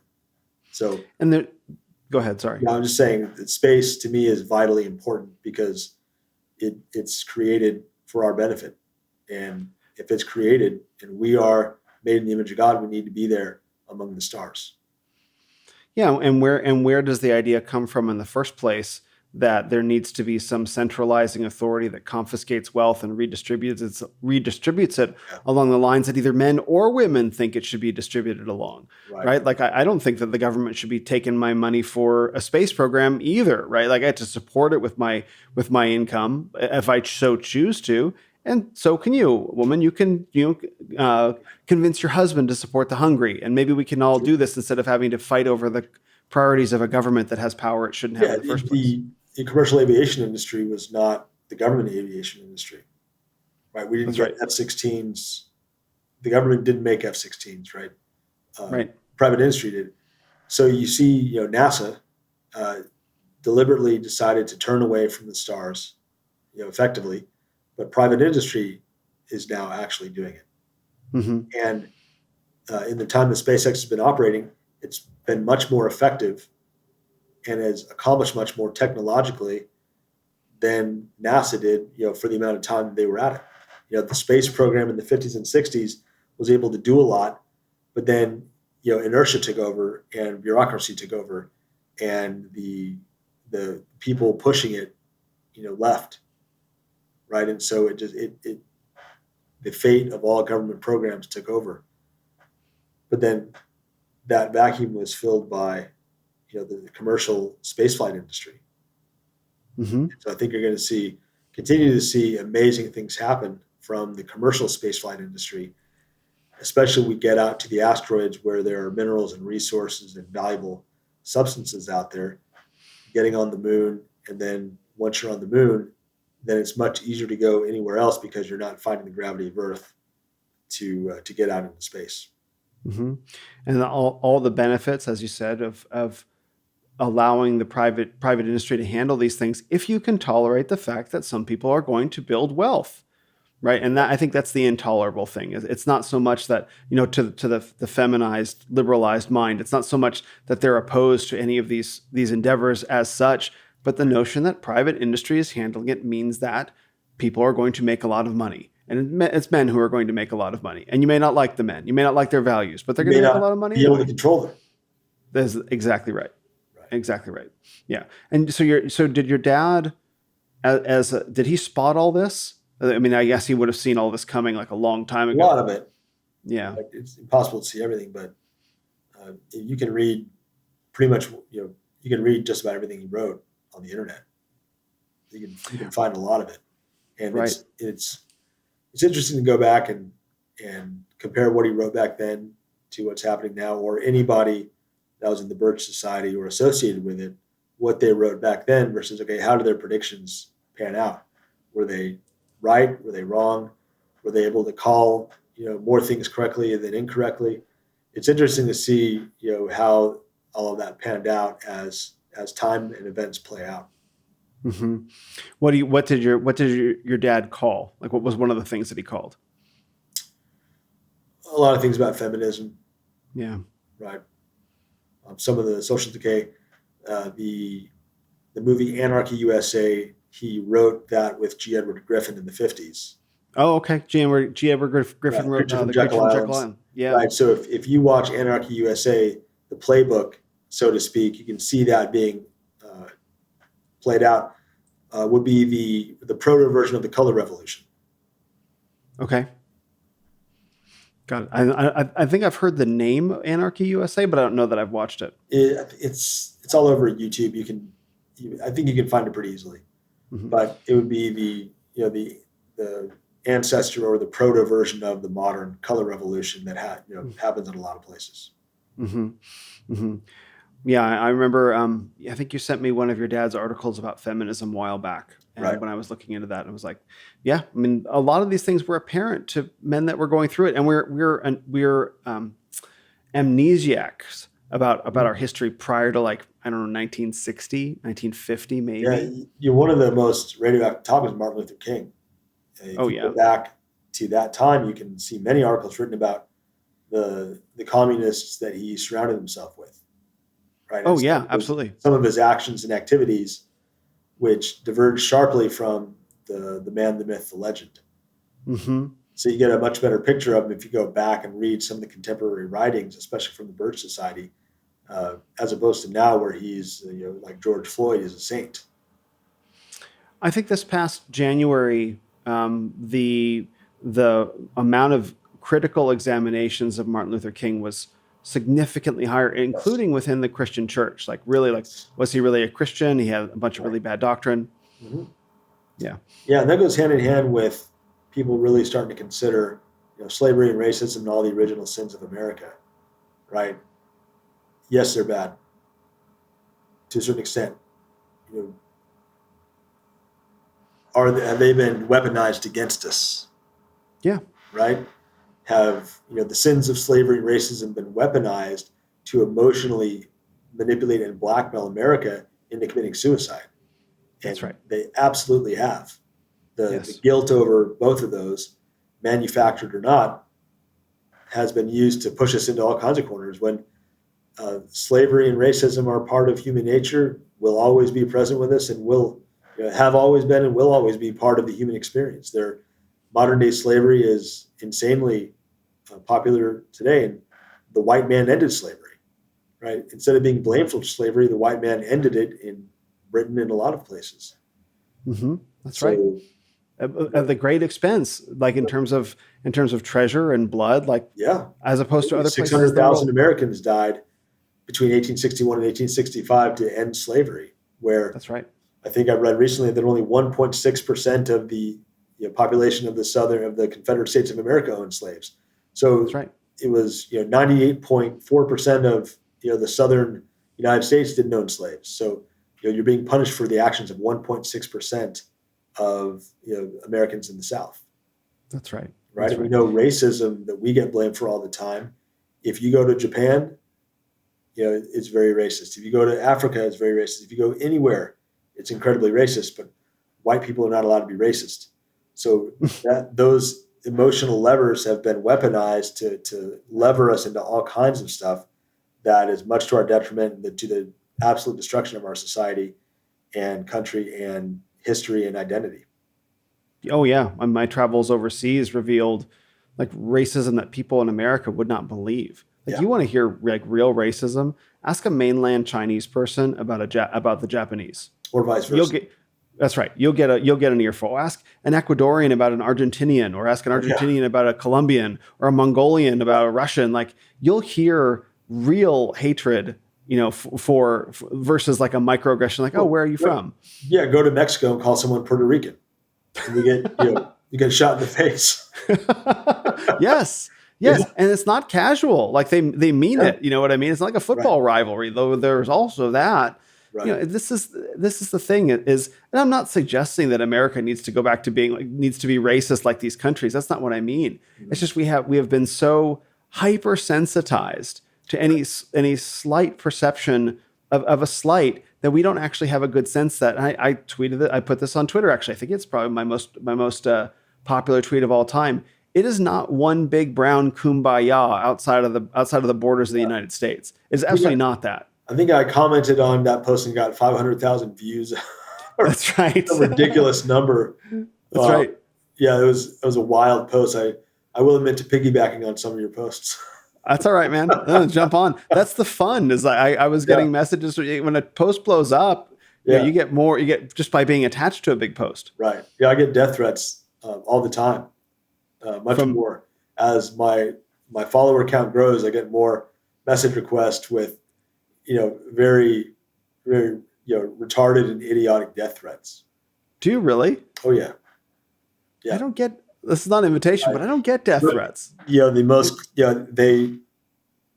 They tell me they're going to kill me or slit my throat or rape my mother, but they really go and they really get dirty and they got to attack. I know. The hairline. Like, why is that why do they think that is such a burn? Like throwing water in the Wicked Witch of the West. Oh no, you discovered my secret. It's so over. You made a comment about my physical appearance. Oh no. Like, that hairline checked out a long time ago. Yeah. I've heard every kind of hair joke that you can think of, and I don't understand why that's so important. I don't know, because they can't think of anything creative to say. That's the only thing that comes to mind. But I get that a lot whenever, if I get a lot of views on something, I'll get DMs with death threats in them, and it's always someone who can never back it up in real life. Like if you were standing in front of me right now, there's no chance you would even dare say to my face what you tell me in my Twitter message requests. Of course not. I don't actually get death threats or negative. I will get negative comments on some posts, but I don't know if that means I'm doing something right or I'm doing something wrong. I think you're just not serious about all this. When are you going to get serious about this kind of posting? Yeah. I don't think you have it in you to really get serious. So. I think you're probably right. I just don't have it. You're supposed to prove me wrong now. I'm going to oh, you're right. Oh, damn. Yeah. It's so over. Come on. Get with it. Come on. All right. I'll do better. I will do better. I'm going to start. Okay. Be better. Okay. Be better. Yeah. So we'll go right into it. Let's talk about Nala. Yeah. Oh man. I'd forgotten about that. I know. It's sort of like raising it from the grave. We don't have to talk about her per se, but the general, because you and I exchange a lot of DMs about this, about the general vibe of a lot of female content creators, quote unquote conservative, that go to bat for feminism or feminist planks, whether or not they know they are. That's a lot of fun to provoke. It is, because it's very easy to do. Right? One of the things in particular I saw about that situation in general is nobody really even knows her real name. That's right. Right? Nobody knows actually who she is. Everybody knows her by her stage name. That's right. And it's not about her, whether she's legitimate or not, whether she's sincere or not. It's much more simple than that, is that people are so desperate for something like this to happen that they will throw all common sense to the wind and not wait and see and not let the fruit bear, witness. Mm-hmm. Right? Let's wait and see what happens. Let's not jump to conclusions. Right? Let's give her some time, or hey, if you just converted to Christianity and you're sincere, you don't need to be jumping on social media and jumping them down and yelling, because all that does is divide people into camps. Is she for real? Is she not for real? And all the yelling that goes back and forth between the two camps. Mm-hmm. Right? Because she's chopped you in half without any effort at all. Because if she's out there on social media immediately, then you have to take a position. Mm-hmm. Right? And if you're a meanie head and you say, no, she's not real, how dare you? You're not a real Christian. How could you be driving away, new believers? Like, whoa, you don't even know if she's legit or not. She could very well be, or she could not be, but we don't know. And there's no way to know except with time. And people say, well, what would you do with the Apostle Paul? Okay, he disappeared for 3 years and nobody trusted him either. He had to prove himself. He had to prove his legitimacy before anybody took him seriously. Yeah. Right? Because if you read the New Testament, you may lose perspective of the time when he is struck down on the road to Damascus, right? And all of a sudden he's writing epistles and preaching in Acts, right? You can lose perspective on, did that happen right away, or did time pass in between, his conversion and when he started preaching and writing epistles and the journeys of the Apostle Paul. Mm-hmm. So there were years that passed between when he was struck down on the road to Damascus and when he became, who he was for the rest of his life. So it's really just prudence and not jumping to conclusions. That was what I saw was lacking, is just be patient, right? Let this play out organically, because another thing that all this, the the constant back and forth was you're warping it so it can't develop on its own. It can't develop organically or legitimately. So it's warped and it's damaged permanently, no matter what happens. She hasn't been allowed to be who she's supposed to be if she's, for real. Mm-hmm. I think it just can't. It can't develop naturally. And I think the not that you mean to do this, but I did a post about this, that I think the comparison of her with the Apostle Paul, and again, I don't mean you, it's a false comparison, because I use that only because that was a very common analogy people were using. Yes, exactly. And I pushed back on that because I said, well, and this is the long post I wrote about it that was quite controversial, because I used a photo of her in a rather depraved kind of way of being. Again, right. She was a digital prostitute who made $9 million, right? And so that's a significant, and she was, none of which, I as far as I know, she hasn't donated any of it. I don't know what she's up to right now. But the point that I was making is no, she's not meant to be the Apostle Paul. If she ends up being like an Elizabeth Elliot, like someone like that, praise God and hallelujah. But that's who you should be comparing her with. And so when you take a woman like Nala and you compare her with Elizabeth Elliot, she literally could not be further away, right? And she will not have the time to develop into that as long as you're constantly papering over her past and saying that she's redeemed of all that. No, she has to experience the extreme, we might say, soul pain of what she put herself into by sinning against her own body. And so if you're just like, well, she's washed clean of the blood, she's good to go, nothing needed to do here. It's like you're depriving her of the opportunity to grow into someone who can actually lead in your rush to protect her. Yeah. Yeah, there's a natural process that has to happen. And if you jump in and everybody sticks their hands in the pot and start stirring it, you'll never get, the cake won't bake properly. Sure. So sure. I see that as insanely damaging to what she would need to experience in order to be, legitimately, a legitimate Christian. But then also the criticism that, in the past, women like that would maybe, join a convent or, a religious order, right? Mm-hmm. And, not be, because the spotlight, whatever the reason is, the attention. And we know that the social media breeds the attention of the dopamine hit addiction. And whatever the reason for the attention, it's still the attention that's there in huge amounts. And so she goes from, doing the OnlyFans and getting a lot of attention and money to now being the new convert on social media and everybody congratulating her and praising her. And so she's still getting the attention, and she's not able to come down off of that stimulation. That's right. And just get to an equilibrium. It's this constant high, and you can't, you got to give it up, right? You got to just come back down to earth. And nobody was letting her do that. And so I think that was very damaging to whatever she was going through, because she wasn't allowed to be, try to get back to being a normal person. She's just on this constant high, just in for a different reason. That's right. And I think and we've talked about this, that's the rush to defend her, is that there are all these, sort of female conservative, right. Again, female conservative, right, commentators that were rushing to Nala's defense. Right. And that was really revealing, because it's like, okay, let's ask the hard question. Like if you becoming a Christian and being a faithful wife and mother meant that you had to hang up your social media account with your tens of thousands of followers, would you do it? I mean, the answer to that should be yes. That's a tough question, but yeah. And nobody wanted to even see that question being asked, let alone have the answer come up.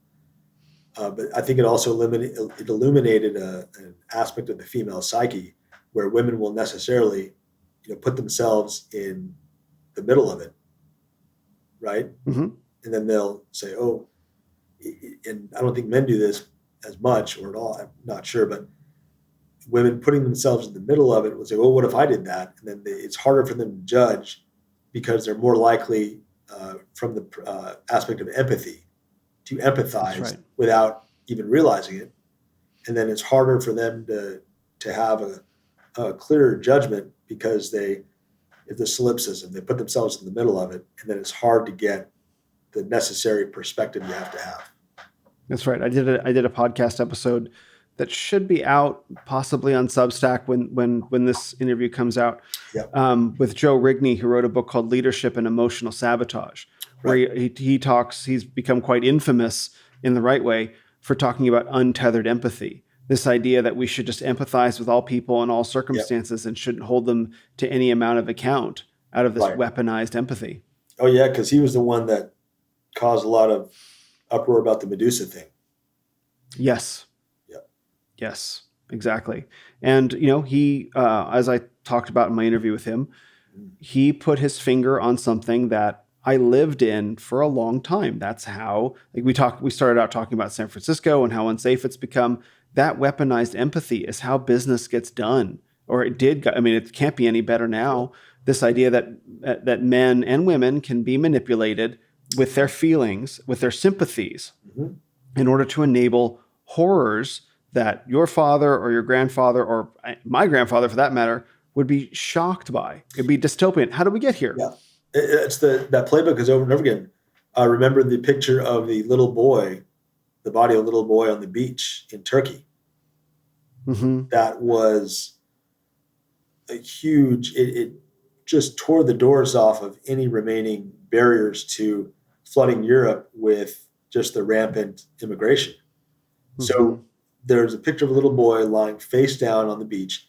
And I think you and I talked about this when it happened a few years ago, every woman, every mother alive just came apart at the seams, because every mother could see her little boy dead, lying face down on the beach, and just like an emotional nuclear weapon detonating inside the heart of every mother on the planet. Mm-hmm. The picture, and it's some of the most powerful emotional blackmail you can think of, right? Because it attacks the maternal instinct as the vector. That's right. And the backstory is that the whole reason that little boy died, and he actually did die, was because the dad chartered a speedboat and packed his wife and his 6 kids in the speedboat and tried to get to Europe. And he was the only one wearing a life jacket. Oh, dear. And the boat flipped over and his wife and all of his kids died. And the picture was of the littlest, cutest one, the little 4-year-old kid. Mm-hmm. And that they weaponized that story to flip it and just remove any remaining obstacles to Europe being flooded, Camp of the Saints style. But no one was able to pick themselves up out of that emotional frame and realize, well, we're getting played, we're getting suckered here, right? Because after that, dad, after that happened, he'd just go back and forth, and he would vacation in Europe and then go back home to Turkey. Oh, so the real story after his family died. Oh yeah, it was insane. He was okay. You couldn't get a bunch of more life jackets for your wife and your kids. There was the negligence. He's really a human trafficker. He's a smuggler. Mm-hmm. That's really what he was. And through his own negligence, he allowed his whole family to drown. He didn't, because he's wearing a life jacket. But they used that picture to just completely rape emotionally everybody.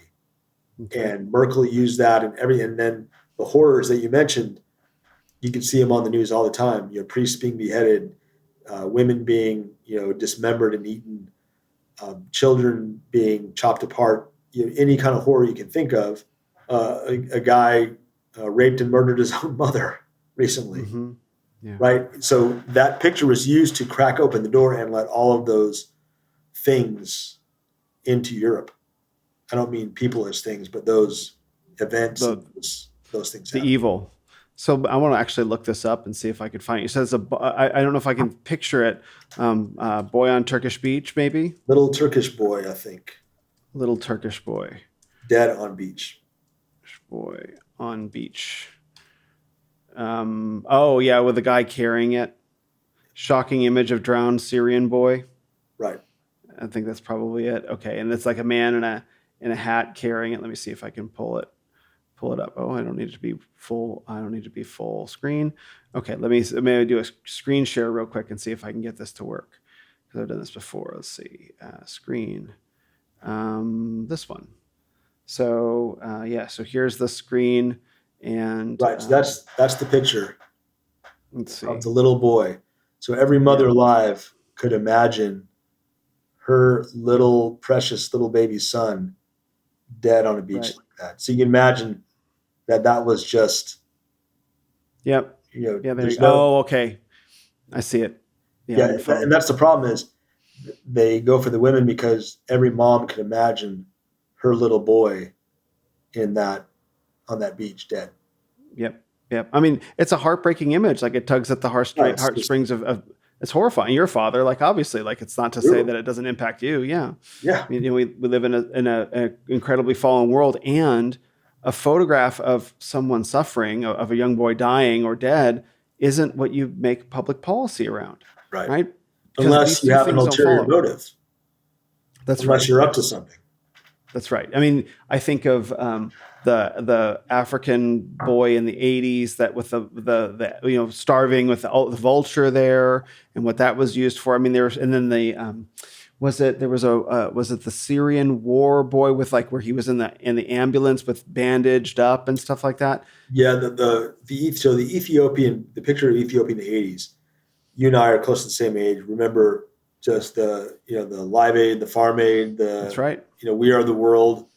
Saturday Night Live made hay making fun of that kind of concert, right? That's right. But if you think about what happened, that picture killed millions of people. Oh yeah, I'll pull it up right now so we can see it. That picture was responsible for millions of people dying because what it did was it had the same kind of emotional blackmail, and it got everybody to start donating. Yeah, exactly. Yep. Donating food and everything to Africa. The food either goes into the hands of warlords who then sell it for money so it doesn't get to starving kids, or it creates a population bubble where the food enables the growth of a population. And then the problem is you have to keep supplying more food, or else the people that exist now because there's that extra food will die. Mm-hmm. Right? So you're backing yourself more and more into a corner, and eventually it's unsustainable. And then when that pops, then a lot more people would die than if population could be sustained at its natural levels. That's right. Yeah, I remember how much policy around Africa was formed in my childhood, probably as a result of that photo or the ideas behind the photo. And I remember also that the photographer like killed himself after taking that photo. Yeah. Yeah, absolutely. And I remember like, eat all your food because there are kids starving in Africa. Yeah. Right. Like where did that idea come from? That's in Eat It. Weird Al, right? Yeah. Yeah. Because they're starving, your kids are starving in Japan, Yes. That's obviously not the case, but it's a joke. Yeah. But but that all goes back to feminism because it wouldn't matter if women couldn't vote. That's right. Or it would matter less. It would matter a lot less if women couldn't vote. Mm-hmm. And that goes back to feminism. So the comparison has been made that feminism is much more destructive to a country than even Soviet communism is. Oh, sure. Oh, right? Yeah, because the countries of Eastern Europe and Russia still have their national character and culture and identity and religion, right? Mm-hmm. Even after 70, 80 years of communism. Mm-hmm. But more or less, has utterly destroyed any culture, country, or nation it touches. South Korea is the latest example. Their birth rate is 0.55 children. So out of every 2 women, only one is going to have a kid. Wow, unreal. Feminism. Go to college, get jobs, get careers. You don't need a man. Mm-hmm. I was reading an article that someone posted on Twitter about this, and then we can't find a man that will satisfy us. There's a lot of biblical undertones to that. Of course, feminism just utterly destroys any culture, nation, or society it touches. So I've got a book back here. It's on my shelf. Libido Dominandi from E. Michael Jones. I reference it all the time. And he wrote it in the late 90s. I guess there's a new version of it coming out. But he talks about a woman named Maria Kollontai, Kollontai. And she was a feminist inside communist Russia and was pushing for like abortion and stuff like that. And the communists discovered in the first half of the 20th century what a terrible idea that was. Like they crashed the birth rates of their working population, so they shipped her to America. And guess what? She brought communism over here. Thanks, Russia. Yeah, they in the early years of the Soviet Union, they removed all of the moral prohibitions on everything. That's right. And everything just immediately disintegrated. And they said, "Oh crap, we need to get those rules back in place." Right. So then, unwittingly, you had a very patriarchal, well-ordered society. You had a patriarchy inside Soviet Russia or the Soviet Union, and that's why they're still here today, because I don't think they had no fault divorce and abortion and all that, because they were like, oh well, we're not going to destroy our own society. We need to export these fantastic weapons to the West, and the Long March to the Institution, Gramsci, will let these weapons destroy the West, because that's the only way to defeat the West. We can't defeat them head on. We have to erode the pillars of society. And what's so funny is compared with Russia, the way that patriarchy gets slandered today is the Nazis. Right. Germany had a patriarchal culture as well, and it's that singular image that's used to slander all kinds of men, particularly white men, about like the fatherland. Exactly. But it's not to say that Russia's art, communist Russia's art, was extraordinarily patriarchal, right? Like that's how it was, and yet it's this one image that we're not allowed to look at. That's a whole other conversation. But like it's in the same way that slavery is used to slander the West. Nazi Germany is used to slander the West, but somehow not Russia, which doesn't make sense. The West defeated Nazi Germany. Will, are you referring to the National Socialist German Workers' Party? Yes, I am. Yes, I know the term Nazi is a thing. The famous right-wing National Socialist Workers' Party. Yes. Classically, Yeah, there's a horribly misgendered. There's a really great picture on the historical side of the Antifa building in Germany. Yeah, right? Because the National Socialists and the Communists were fighting each other in the streets, right? Antifa, anti-fascist. The Communists called the Nazis fascists, and so they call Nazis fascists today. They won't call them National Socialists; they call them fascists because they don't want to give the game away. But Antifa, how do you say it? German, right? If you look at a picture of their headquarters, they had hammer and sickles all over the place. They had, talking about communism on their party headquarters. Their big conventions, hammer and sickles and Soviet communist imagery all over it, and slogans and communism all over the place. So there weren't any good guys, right? I mean, as Americans, we want to assign a good guy to every situation, but there were no good guys. There's two different kinds of bad guys fighting each other: the National Socialists and the Communists. That's right. That's so difficult for a lot of people to understand, because, and I'll be doing more episodes about this. Right. People discover that, like, okay, Russia was absolutely not the good guy of World War II, and America wasn't really the good guys either, right? They were their challenges. The World War II is the founding myth of the modern United States of America. Yes, amen. And people go look, they hear that America is this great world liberator, right? And there was a role we played, but they're so rushed to say, like, America is the good guys. Then they get disillusioned. They say, wait a minute, we were the bad guys all along. The Nazis were the good guys. It's like, no, all the bad guys fought and the bad guys won. It is a facet of American culture to automatically assign good guy, bad guy, because that's how we think, right? Because Star Wars, the rebellion is the good guys. Yeah, the Empire, they're such bad guys. But now, something that happens in movies is the bad guys are cooler. That's right. Because they get to do cool stuff, and they have cooler clothes, and they get to chew up the scenes, where the good guys are boring because they have a much more limited scope of what they can do in their own moral framework, right? But the bad guys are the bad guys because there are no limits on what they can do. That's right. Right. So they're cooler and more adventurous and more dangerous, and they're hotter because they don't have any limitations on what they can do. To accomplish a goal, they can do whatever they need to do. Good guys are much more restrained because of their ethics or their morals, so they're boring. Right? They're boring. the nice guys. Comparatively, yeah, exactly. Well, that's the thing is the what makes particularly action movies or comic book movies interesting is the quality of the villain. Like, because how Captain America or Batman or Superman are going to behave within limits. Like, sometimes they'll push the limits, but what they're going to do. It's the creativity of the villain. Like with the recent Batman series, what's the most popular film? The Dark Knight. Why? Because of the Joker, right? Because he's an interesting, compelling vision. Batman's going to do Batman things, but the Joker was interesting. Well, because he's unpredictable. That's right. He's not completely mapped out. Where do you know exactly what he's going to do? Just to what you just said, the bad guy is unpredictable. He's not boring. And so that's another appeal to the feminine.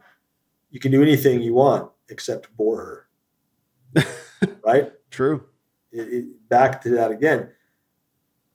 But it's the thing that I see that is the worst part of Marvel and Star Wars movies. And yeah, I've watched a few of them. Thor was cool, whatever.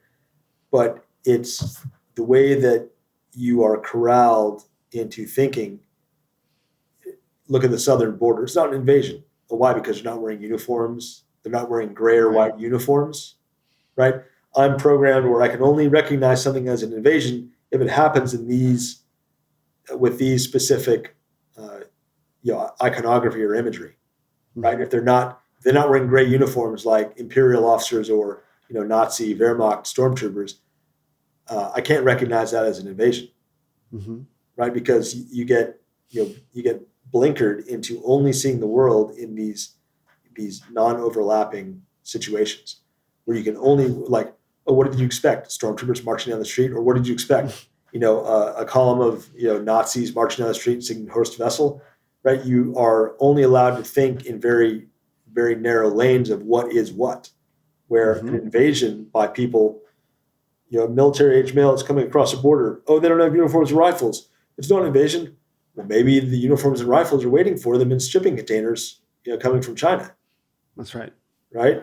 And so you mentally handicap or hamstring your opponent, because if you have enough money, you can buy all the movie studios, or you can determine or dictate through the power of the purse what movie studios show you. It's a very well-known concept where Hollywood caters to China exclusively because they're the largest market. And if you want access to the market, you got to play ball. You can make whatever movie you want, but if it can't be shown in China, you and your investors in the studio are all going to take a bath.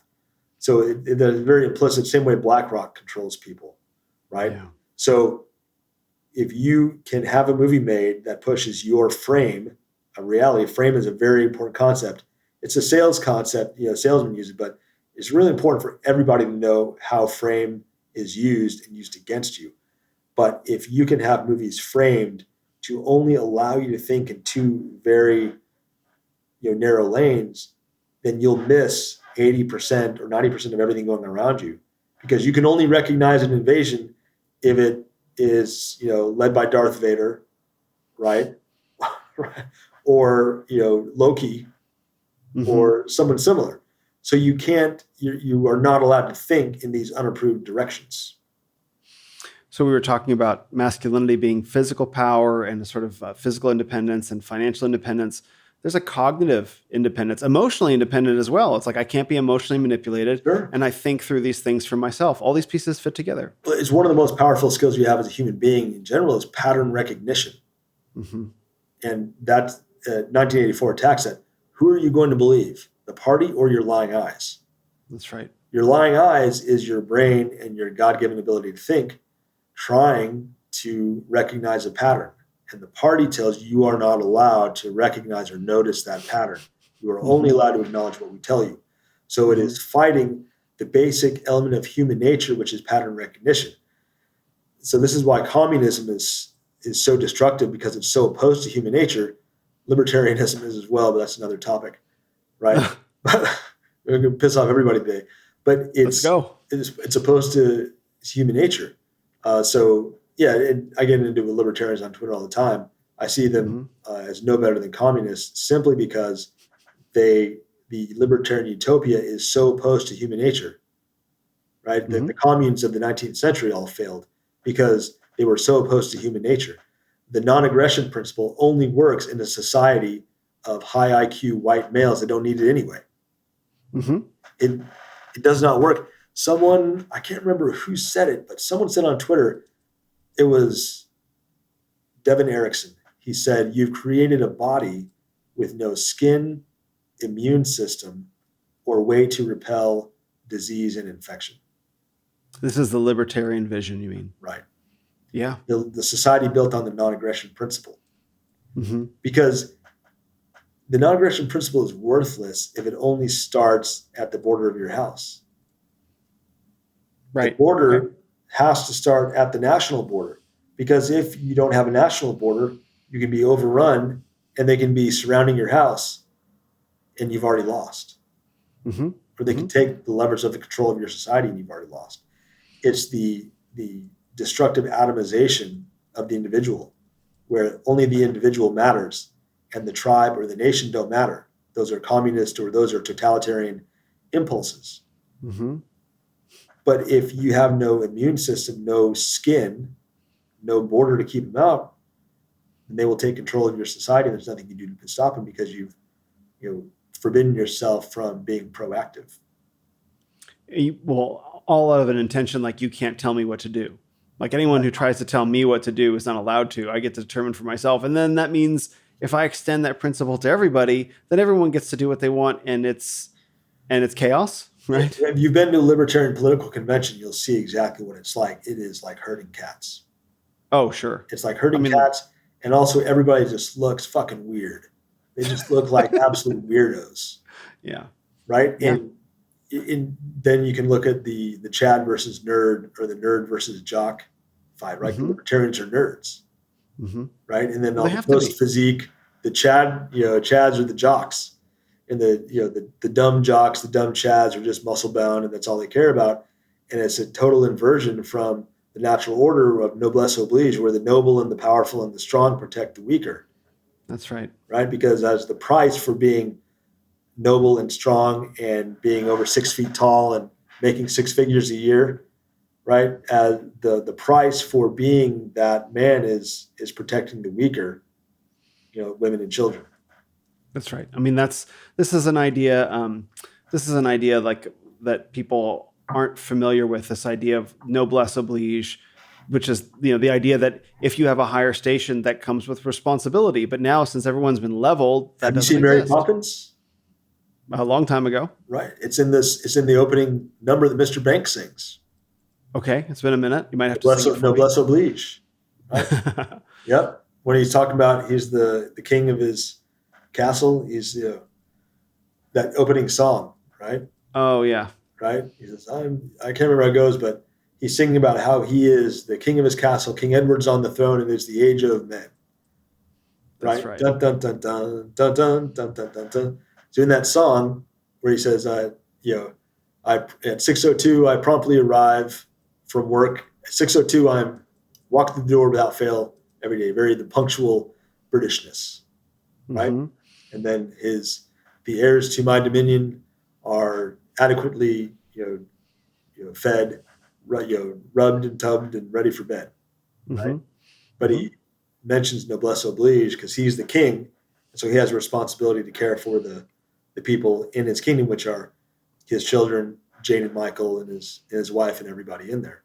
So he says the words noblesse oblige. That's the philosophical basis for what he does, is because it's the obligation of the noble. That's something I grew up hearing from my dad all the time as well. Well, yeah, I mean, that's the only way that the system holds together, because if you don't have a sense of noblesse oblige, like the idea that there are responsibilities that come with an elevated station, right, then it becomes right, predatory ultimately. Right, because the people with the strength and the money and the ability to do things are the only people that can protect and change things for the better. They're the only people that can protect the women and children who can't protect themselves. They're the only people who can conserve and maintain the order and the security of a state, a nation, a town, a county, a state, a household. They are the only ones who can, because you have the muscles and you have the guns and the power and the influence and all of those masculine side benefits. You're the only one that can do it.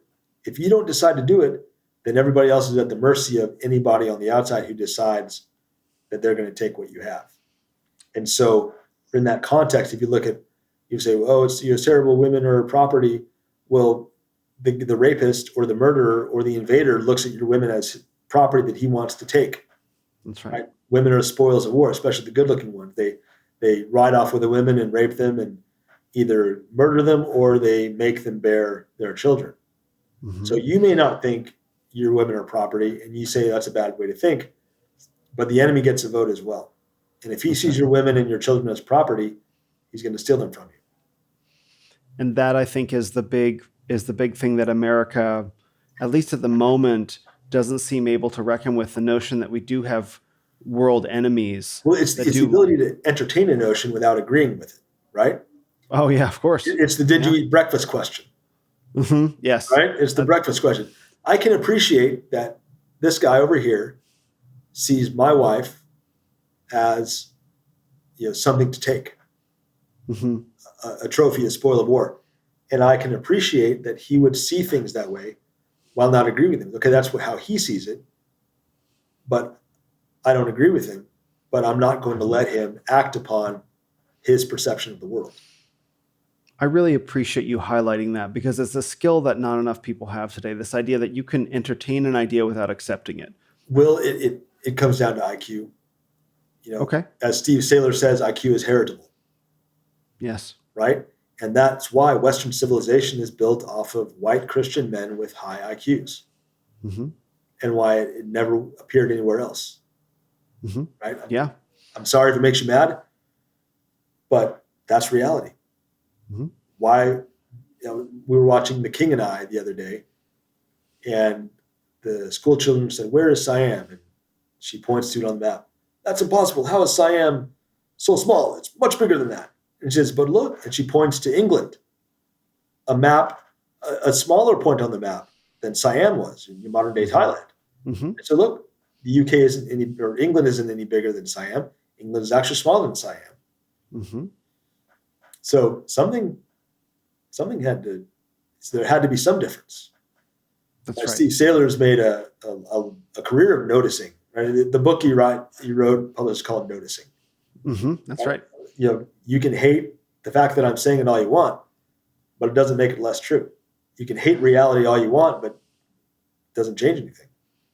And there's been a concerted effort to prevent men from noticing, right? From noticing anything, from even observing I noticed that now we have women voting and everything kind of fell apart. Well, you're not allowed to notice mass that. Immigration, of course, there are many. Mass immigration will lower the IQ of the host nation. Right. IQ levels in the United States have been dropping, slowly and steadily for a long time. And it's because if you have immigrants from a country or a nation or a people whose average IQ is 50, 60, 70, like Somalia, I'm sorry, but that's going to lower the overall IQ of what makes America special is the white Christian British brethren that live in it, mm-hmm. Right? And if you flood the country with people from all over the country, all the world, that uniqueness that would be difficult or impossible to replicate in all of human history will be lost. I was in Ogden, Utah for the New Christendom Conference, which is Eric Kahn and Brian Sauvé, and they had Stephen Wolfe, who wrote The Case for Christian Nationalism. He gave a talk on, I believe it was Saturday morning, excellent talk about this very subject, about we are an Anglo-Saxon Protestant country. That's who we are. It is okay to say that. We don't have to be, I think he said, white people are their own out group. Like you're allowed to identify with anyone else around the world, just not people who look like you. Yeah. And how preposterous that is. Right. Yeah, and that goes back again to the Jefferson, the Declaration saying our British brethren. That's right. Right. And then in the preamble to the Constitution, Madison, popularly known as the father of the Constitution, wrote, "The Constitution is written to secure the blessings of liberty for us and our posterity, our descendants, not as a welcome mat for the whole world." And again, it might hurt your feelings if that doesn't include you, but that's the way it is. That's right. That is reality. And just saying that radioactively unpopular truth is what you have to be able to do in order to regain your sanity. That's right. And it's only possible to do if you have the physical and mental and moral courage, strength and courage to do it. Amen. And if you can't do it, then you need to take responsibility for yourself and you need to get to the gym and you need to stop drinking soda, and you need to eat red meat. You have to do these things in order to regain your birthright that your ancestors gave you. There is no other way to regain the ability to look yourself in the mirror again. And you are allowed to have it. You have your own self to blame and nobody else. Amen. And you are allowed to. Like, I just want to tack that on. Like, no. You're not allowed to. You have the responsibility to do that. Amen. Yes. You have the birthright and the responsibility. It is your job to do that, because everybody has the right to defend their own nation and their own culture and their own society and their own homeland. Mm-hmm. Everybody on the planet does, no matter what you look like, what your religion is. Every nation has the ability and the right, God-given right, to do it. Americans need to rediscover their own duty and responsibility to do the same thing that everybody else does. Go to Japan. Mm-hmm. We'll find no shortage of Japanese who are more than willing to do that without even giving it a second thought. That's right. Oh, around the world, people are super proud of their countries and their heritage and their culture and the people that look like them. And they have no problem having affinity bonds with people who look and talk and act exactly like them. It's not even a question. Right. Yeah. The last question that I can hear probably swimming around a lot of people's minds is like, what is it that you do? Who is this man, and what does he do for a living? And so I know that you work in oil and gas, but I think this might lend a last little piece, because you're not a content creator, you don't have a YouTube channel, like you have a popular Twitter account, but you have a life offline and things that you do. So I think men might benefit from hearing about that. Yeah. So by trade, I'm a salesman, and I worked for many companies. I was a technician in the Marine Corps. Then I got out in 2005, became a technician in the oil and gas industry, moved up into sales, did sales for a certain number of years, and then launched my own company. And we sell instrumentation, valves, we sell the pieces and the parts, the pipe, the fittings, everything that goes into plants, refineries, chemical plants, everything in between. And we are technical salesmen. We sell technical solutions that make plants run better, safely, more efficiently, more profitably. Mm-hmm.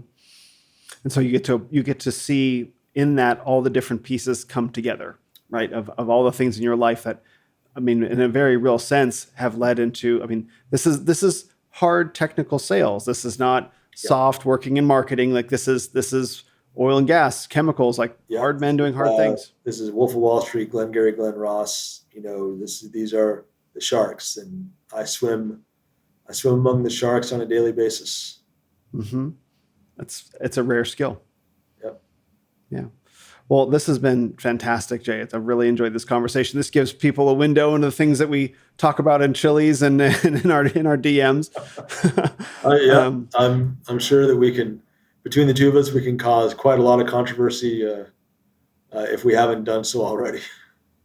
I'm here for it. More controversy, please. Yeah. So there's a link on your. We'll talk about your Twitter account in just a second, but there's a link on there. You have a new Gumroad course out. Yeah, I just decided to write something, and it's just there are people that comment on it that it's a stupid piece of shit book, right? And it's I make the distinction. This is not War and Peace or the Great American Novel. It's an informal little sales book with a few little observations of mine doing sales over the years. If you buy it and it helps you, great. I've sold tens of millions of dollars of equipment to every oil company you can think of, and I don't have a college degree of any kind. I don't even have an actual high school diploma. Mm-hmm. But people ask me if I'm a chemical engineer or a mechanical or civil or electrical.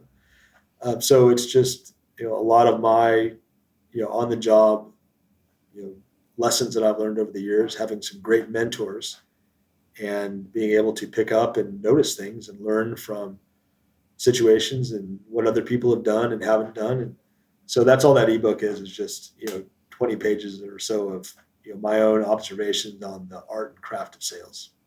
Wonderful. Do you want to give people a little window into the oil and gas world? I imagine that's probably a black box for a lot of folks. It is, and it's disappointing that it is, because there is no modern world without oil and gas. Mm-hmm. Every electric vehicle is made out of oil and gas. Plastic, steel, batteries, all of those are made either with oil and gas as primary ingredients, or getting it out of the ground requires oil and gas to do so. Wind turbines, solar panels, everything green, everything, your clothes, your medicine, your food, all of that is made possible by oil and gas. And as a side note, oil and gas is responsible for saving the entire whale population of the planet. That's right. Before oil and gas became a product, that's what whaling was for. It was for the oil that whales possessed in large quantities, especially sperm whales. In the forehead, the spermaceti was highly prized for burning lamps, whale oil. And whales were being hunted to extinction until the mid-1800s, 1859, when Colonel Drake drilled the first commercially viable well in Titusville, Pennsylvania, not Texas. So Western Pennsylvania is actually the birth of the oil and gas industry, not Texas and Spindletop as people think. So the oil and gas industry literally saved the whale population because there was a much easier alternative to whaling. And that's what Moby Dick is about. Exactly. So oil and gas makes your kayaks, it makes your clothes, your insulation, your cars. A wind turbine is made out of hundreds of tons of concrete, which is made from oil and gas and with oil and gas. Steel, which is made directly from oil and gas. Fiberglass, the lubricants inside the wind turbine. So in short, you have no renewable energy, you have no wind turbine, solar panels, anything without oil and gas. Now, if you persist in wanting renewable energy, great. But the people best suited for engineering, constructing, maintaining, and deploying all that renewable energy is the oil and gas industry. So there's nothing, if you want to live without oil and gas, get out your Little House on the Prairie DVDs, because that's your standard of living without oil and gas. That's the feminist mindset, right? Short-term, risk averse. Oh, we're hurting the planet, the poor Earth. It's like, well, you're missing the larger picture. Right. So there's no modern world without oil and gas whatsoever. Anything you think of, there were old commercials in the 70s, oil and gas and you, oil and gas around your house, and it would make all the things disappear that used oil and gas. Right. So those are very common back then, where you could see everything disappeared if oil and gas disappeared. So there's another really cool component of oil and gas that a lot of Christians don't even consider is, you grow up hearing about peak oil and we're running out of oil, and there are movies like, I think Interstellar or Avatar had a lot of that. Well, we need this resource and it's running out and everything's going to collapse. Well, there are two theories for how oil is made. There's the biotic, which is what we grew up learning. It's decomposed plant matter, biomass, decomposed in terms of oil. But then there's the abiotic theory, and that says that oil is a naturally occurring resource in the earth. So if you think about it, what's the more Christian perspective? It's the abiotic theory, because God made the earth and he made oxygen and he made the environmental conditions we need to be able to live. And then he also provided this magical energy source called oil that can be used in thousands of different things. You can make anything you want with it, and it can make a modern lifestyle completely possible. So it's not made by decaying dinosaurs 40 million years ago, right? It's made as a natural consequence of heat and pressure deep within the earth, just like diamonds are made, because diamonds are carbon crystals. That's all they are. And the hydrocarbon CH4, methane, has been demonstrated to be synthetically formed in the lab. There are vents in the North Sea that are outputting methane, ethane, propane, butane molecules abiotically. Coal gasification was a process pioneered by Germans in World War II, Soviets, Russians. The Cold War also demonstrated the ability to make oil and gas abiotically. But then also there's a common sense test. We know that in the solar system, the gas giants, Jupiter, Uranus, Neptune, Saturn, their atmospheres are comprised completely of hydrocarbons. If oil and gas are only derived from biomass, that would have been a bunch of space dinosaurs on the gas giants, right? Because otherwise, how did all the hydrocarbons get there, right? Space dinosaurs on the gas giants. Right. Pterodactyls in space, right? I'm going to write that. There's no other way to get there, right? Exactly. If oil is made from dead dinosaurs, and the moon of Titan is a methane sea. So the atmospheric pressure of methane is high enough to keep methane in liquid phase, and the temperature and the pressure are where it needs to be for methane to be liquid. Titan is basically a planet LNG, right? Liquefied natural gas, an ocean of LNG. So to be able to get there, either the dinosaurs had to be on all the gas giants, or there's got to be another way to make oil and gas other than, Littlefoot and their mommy from the land before time. So, well, I mean, like dinosaurs are fake and gay, as we know. So, right. Curry, we got to hurry up and die so we can make oil for an oil well 100 million years from now. But those are the kinds of things. Those are subversions or mental traps, more mental traps we find ourselves in, where, hey, is this really what's going on? Or let me evaluate. I've heard this all my life. Is it actually true? Or is there something else going on that if I just notice it or pay attention to something, maybe I can figure out what's really going on? Yeah, you can see how you can take evolution and then you put that together with dinosaurs, and you get this idea like dinosaurs form oil. So oil is this really rare thing, and we have to rape the earth to get the oil, as opposed to so you can put this together with even Elon Musk, like, we're going to explore the stars and we're going to we're going to rape the cosmos now too. It's a feminist narrative. It's really also a MacGuffin, right? A plot device, because if oil and gas is bad and we need to be green and renewable and all, then there's something else we have to use, but that something else is also still in the ground. And so whatever we find to replace oil and gas, we have to dig it up out of the ground, just like oil and gas. We have to mine it, we have to extract it, we have to process it, and we have to transport it. And all that takes energy, right? So you can't escape the laws of thermodynamics. There's no free energy source out there, right? You have solar power from the sun without making the solar panels. You can't make the solar panels without a lot of really advanced material science, manufacturing, and oil and gas. You can't make a wind turbine. Wind's here, it's free, but you have to build the turbine, and you have to use hundreds of gallons of lubricants, which are oil. And you have to use a lot of oil and gas to make the concrete and steel. So there are no shortcuts, right? You can't create or destroy matter or energy. You can't get away with creating energy. You can't, because you're not God. So there are always these trade-offs. If you want this alternative energy, you have to pay for it. You have to spend energy to get energy. Right? You spend more energy than you get because of friction and entropy. So there is no alternative. And if you want an alternative energy source, the best and the most efficient and the most effective energy source we have is a gallon of gasoline. It has the most energy density of anything that we can use besides nuclear power for my next cars, question. right?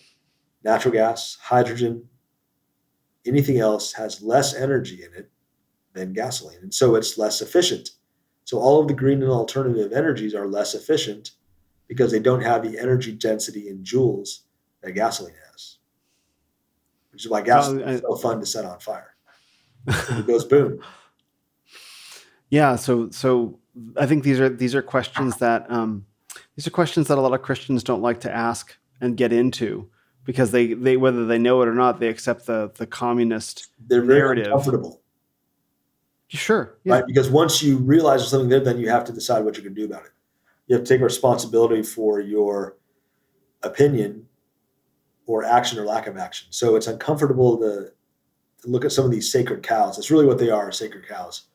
You got herds of them everywhere. And everything I've said here is to kind of get you to think about some of these things you take without a moment's thought, right? It gets you to notice things or think deeper on things you take for granted, right? Slavery, racism, feminism, whatever, all this stuff. It's to say, hey, let me think about that some more. Let me think a little deeper than just what's on the surface. Do you want to talk about your Christian faith for a minute? Because we have a discussion about that as well. Because I think men will want to know that, like, oh wow, they can see themselves. Because I think I hear what you're saying now, and this has been a great opportunity to get to know you better. Because especially that you are clearly a man out of time. Like the way that you think about all these things is I mean, I think you've used the term like Paleo Baptist, Paleo Conservative. Maybe those Paleo Baptist I've heard you use. I've also heard the term elsewhere, Paleo Conservative. But there is a component of anachronistic, not even conservative, anachronistic, right wing thinking, right wing fascist, patriarchal. That was it. Yeah. Yeah. So I joke with some of my friends who are Catholic. I say, Baptists were the first church. It predates Catholic. Well, John the Baptist, right? Who's John the Baptist? It's all in good fun, but sure. Seriously, John the Baptist was there. His first cousin of Jesus. So John the Baptist was there, and John the Baptist baptized Jesus. So Jesus was a Baptist. Sorry, Catholics. Sorry, Presbyterians. Yeah, sorry, guys. But you think about what are the old ways? I'm a primitive Baptist. That's right, primitive Baptist. That was it. And they've had Old Baptist, hard shells, particular Baptist. But so the BlackRock Address in 1832 was really where the Baptist world shattered and splintered. Okay. Over a number of theological disagreements. Salvation by faith versus salvation by works, Arminianism, mission boards. Some Baptists viewed those as an encroachment on the authority of each local body of believers, right? And the stress is built up over time. And then you had Southern Baptists and Church of Christ, Campbellites, came out of the Baptist church as well. But before 1832 or the BlackRock Address, there really was just Baptists, particular Baptists, separate Baptists, but there was just one Baptist church. And there's an elder in Dallas, Mike Ivey, who wrote a book called The Welsh Succession Primitive Baptist, tracing historical succession of Baptists into Wales, and then even into Priscilla and her husband, who are mentioned in Acts. Aquila.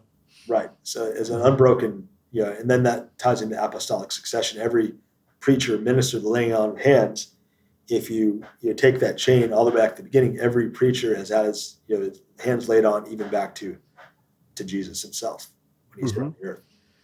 So that kind of plays into it because we don't have musical instruments. We sing old songs, right? They sound weird, like minor key songs that sound very strange to the modern Christian ear.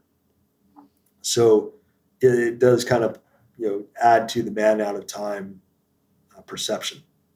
Mm-hmm. That explains why you've had the leadership opportunities that you have, because you embody aspects of fatherhood, masculinity, manhood, adulthood that I think a lot of men they need modeled for them in a way that isn't a movie or that isn't a book, right? Embodied values. Yeah. It would be very, very anachronistic. They're small churches. There are no musical instruments. There's not even a cross on the building. Yeah. Right. The building is the building. It's very simple, right? It's not to say we are in a 20-foot shipping container, right? Now, and I think Gothic cathedrals are amazing, and they're a necessary part of Christendom. It's just it's not our part of our our theology or doctrine, right? That's right. So we have very small churches. You think, there's nothing going on here. It's just 40, 50 people, big deal, right? But there's again a lot happening under the surface. Yeah. Right. It's not flashy, so to speak. The pastor's a man, husband of one wife. The deacons are husbands of one wives. Women don't cover themselves, but if a woman in our church chose to, no one would say, "What are you doing?" Sure. Right. It's a lot of individual conscience, and so the theology is very very old. It's not, it's not modern. It's very anti-feminist. The ladies after church get up, go to the kitchen, and make lunch and set lunch out. It's that kind of thing. So that's the kind of church I go to, and you'll find a lot of them scattered around the South. If you get to the West and the North, they're a lot more rare. But they're still there, but it's easier to find a primitive Baptist church in Texas or Georgia, than it is in probably the Dakotas or somewhere like that. But there are they're all around there. But it's not a big flashy church. No. Anyone has hardly ever heard of it these days. Back in the, as you go further back in time, it was, more commonly known and recognized. Right. As a valid American kind of denomination or approach. And right. So there's something to that. The most common access people would have is the Sacred Harp singing. Okay. Which was in a movie, I think Cold Mountain, that won an Oscar, and they had people that I know that I went to church with were on the stage at the Oscars singing some of the hymns that were sung in the movie. So that was amazing. Yeah, it was wild. Like, whoa, what's going on? Primitive Baptist Sacred Harp singers up on the stage of the Oscars singing, whatever hymn it was. And the hymns can be very simple, but they can also be very complex, like fugues, moving parts. So you have the shape notes, either fa sol, do re mi fa sol la ti do, or fa sol la ti, 4 shape note chart. So then you'll have soprano, alto, tenor, and bass, and then those parts will have changing time signatures, moving parts. It's very technical, and so that that's not very common at all, as opposed to a more modern practice of having the band and then you have the words on a projector screen and you just kind of mumble along. So in that, it feels very old and very backwards and antiquated because there's a technical aspect, and then we have schools called singing schools where you send your kids to this for a week. It's like a church summer camp, and they learn how to read music and shape notes and to find the tone of a song, whether it's major or minor, and then the tone, be able to sound out and lead the singing. So we teach our kids that we're going to one next month in West Texas somewhere. So it's very removed from contemporary Christianity. Yes. I mean, we did 4-part harmony at the New Christendom Conference last week, and it was incredible. I'd never done that before. It was like I was surprised that it worked as well as it did with a bunch of newbies. Yeah, and you have someone leading it that knows what they're doing, then they can, of course, whip you into shape, so to speak. Yeah. Well, it's very powerful to see all these pieces come together, because I think you represent a version of American Christian men that I think people have lost, or that they've forgotten ever existed, that stopped existing. Sometime in the 1950s, perhaps. And I'm glad that earlier. Yeah, I'm glad that your father helped shape you in the man that you are. Thank you. Yeah. So, where would you like to send men to find out more about you and what you do? You can see some of my best work on Twitter. That's right. Making everybody mad on a daily basis. Yes, you'll see Jay and I tag teaming on that from time to time. That would be collusion, Will. I would never admit to that. No, exactly. Yeah. I have no recollection, Senator. Yeah, I can neither confirm nor deny that. Exactly. All right, man. Thank you so much for spending the afternoon chatting with me. That's my pleasure, Will. Take care of yourself.